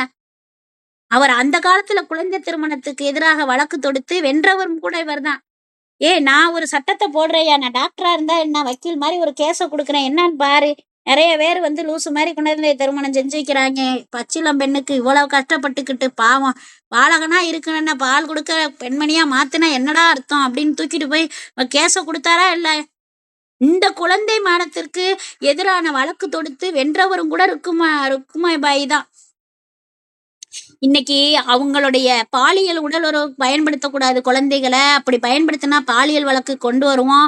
சைல்ட் லேபரிஸ்ட பண்ணா நீங்க போக்சோ வந்து கேள்விப்பட்டிருப்பீங்க. அந்த ஒரு விஷயத்துல ஒரு பிள்ளைய வந்து தவறா பாக்குறாங்க. ஒரு குழந்தைய தவறா வந்து bad touch, good touch, don't டச்ன்னு சொல்லி கொடுக்குற அளவுக்கு முன்னேறி இருக்கு இந்த இந்தியா. அப்படின்றதுக்கெல்லாம் காரணம் பார்த்தா இந்த ருக்குமாபாய் காரணம் தான். 10ல இருந்து 13 வயது வரைக்கும் திருமணமே ஆனா கூட அவர்களை உடலுறவுக்கு பயன்படுத்த கூடாது. நீங்க அப்படி செய்யறது சட்டப்படி குற்றமே அப்படின்னு சொல்லிட்டு வாதாடின நக்கீரர் பரம்பரை மாதிரி.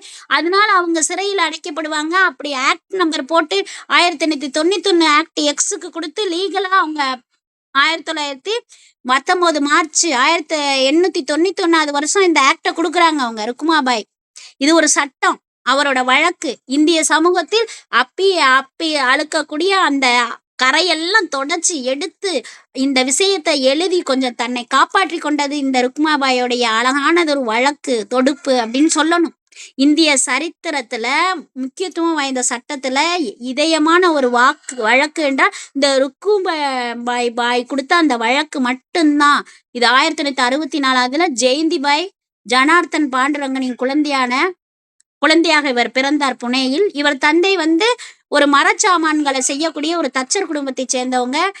இவருடைய அந்த கால மண்ணிதிப்படி தச்சர், சூத்திரர், தீண்டத்தகாதர் இவங்க எல்லாரும் ருக்குமாபாய் 3 வயது ஆகும்போது அவர் தந்தை இறந்துட்டாங்க.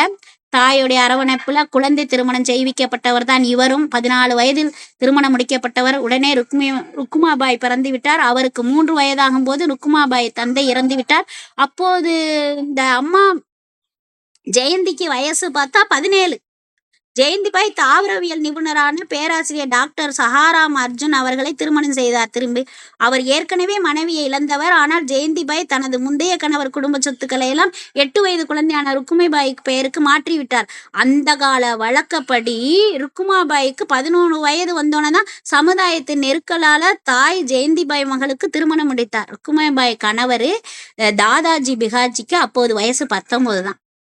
ஜெயந்திபாய்க்கு திருமணம் முடிஞ்சாலும் அவரோட கணவர் இல்லம் செல்ல மறுத்து தன் தாயுடனே வாழ்ந்து வந்தாராம்.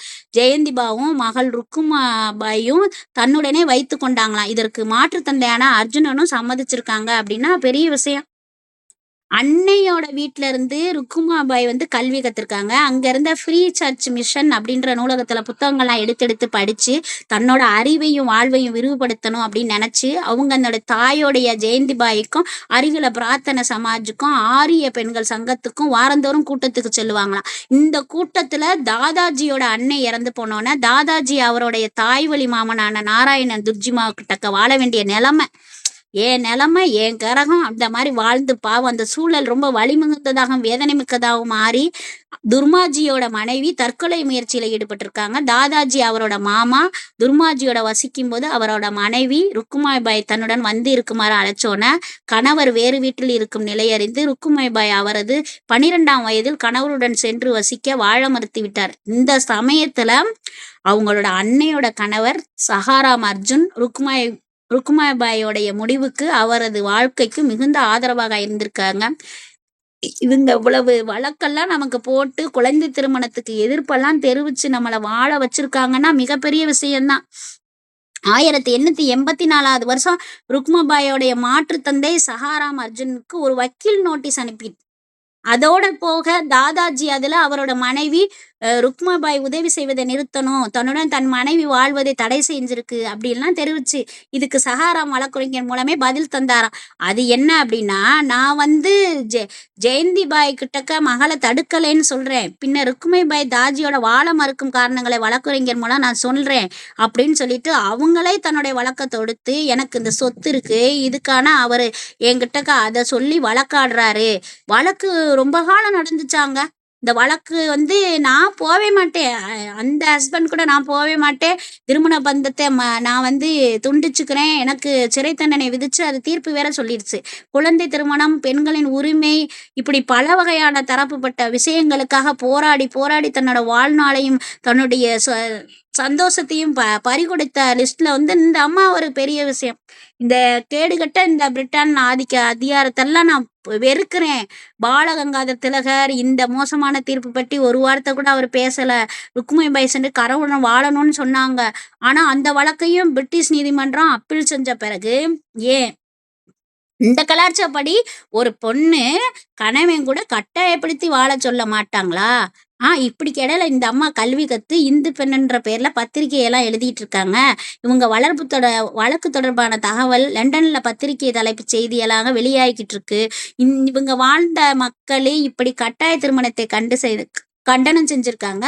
சூடான விவாதங்களும் இவங்க வழக்கு செஞ்ச விஷயங்களும் குழந்தை திருமணம் பற்றியும் பெண்களுக்கு கல்வி இல்லாதது, அவங்க படும் அல்லல், அவங்களுடைய துயரம், இது எல்லாத்தையும் அவங்க தன்னுடைய வழக்குல பதிவு செஞ்சு கடைசியா வெற்றி பெறாங்களே.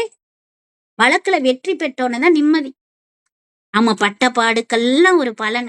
காலையில இருந்து நம்ம சமைச்சோம் சாப்பிட்டோம் எல்லாம் ஒரு வார்த்தை நீ சாப்பிட்டியான்னு கேட்டாலும் நீ இன்னைக்கு சமைச்சது நல்லா இருந்துச்சுமா, ரொம்ப அருமையா இருந்துச்சுன்னு சொன்னா ஒரு வாய்ப்பு இருந்தா நமக்கு எவ்வளவு சந்தோஷம் கிடைக்கும். அப்படிப்பட்ட ஒரு சந்தோஷம் இந்த வழக்கு வந்து முடிந்து வெற்றி வகை சூடும் பொழுது.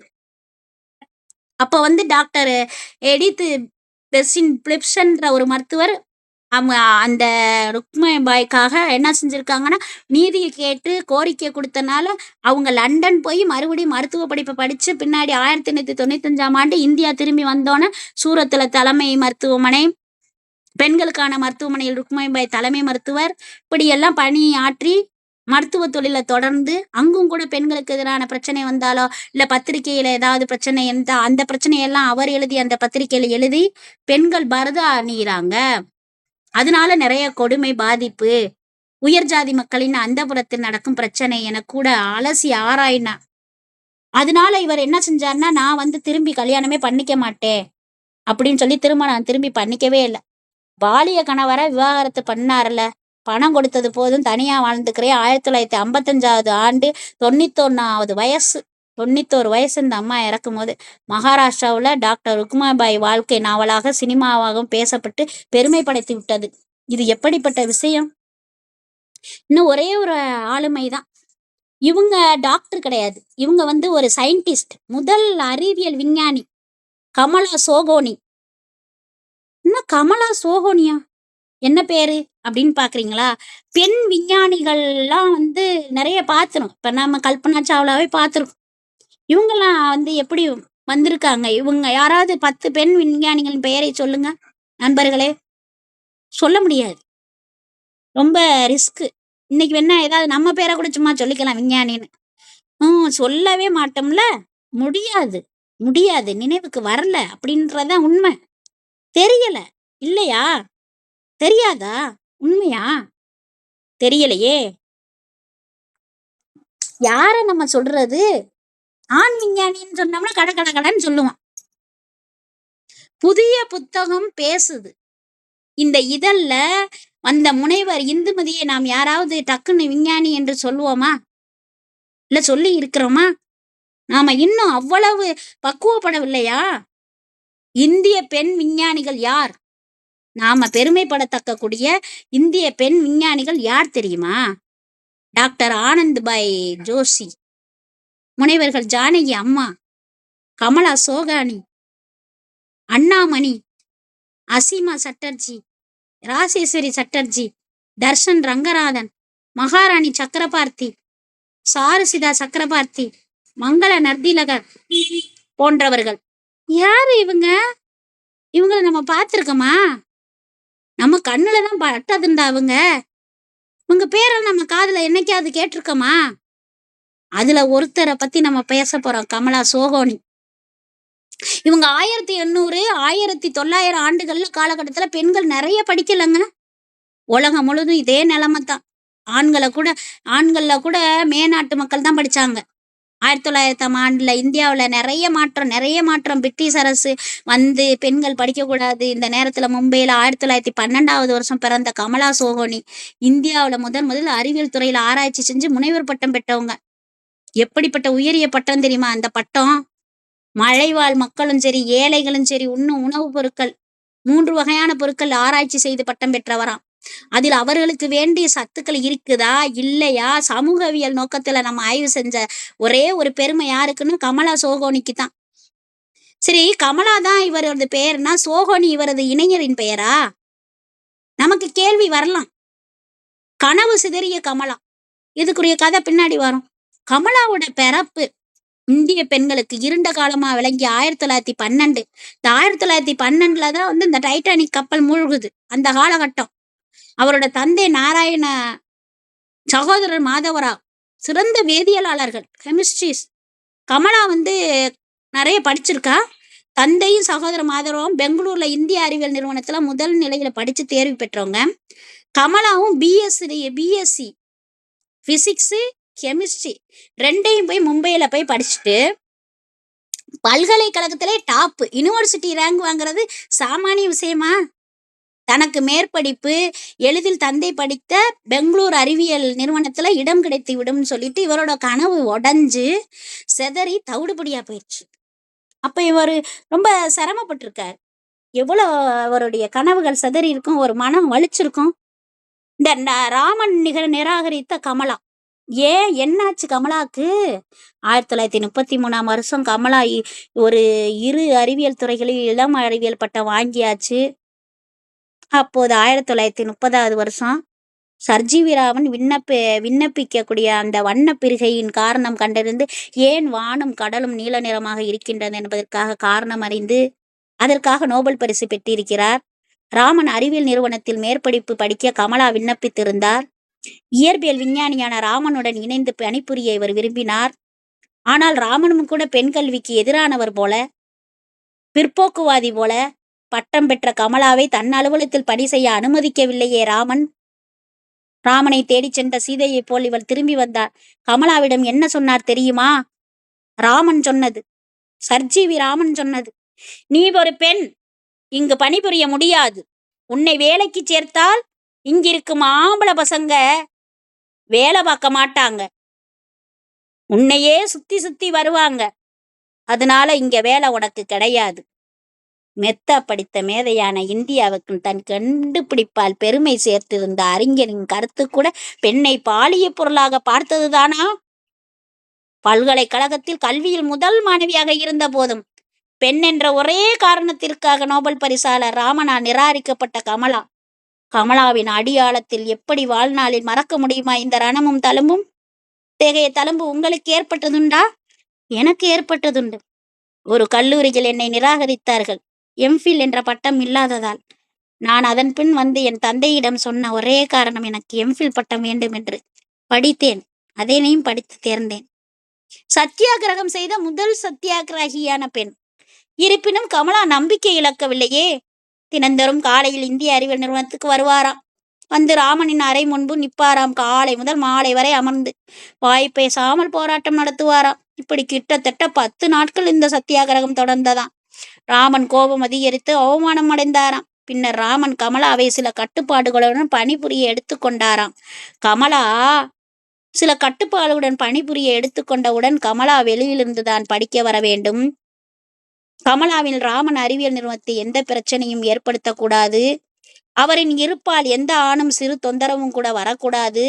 1 வருடம் மட்டுமே தற்காலிக படிப்பு. கமலா அவமானத்தால் கூனி குறுகி வேதனைப்பட்டார். ஆனால் கமலா வேறு வழியின்றி கல்வியை முன்னிட்டு பேசாமல் படிக்க சம்மதித்தார்.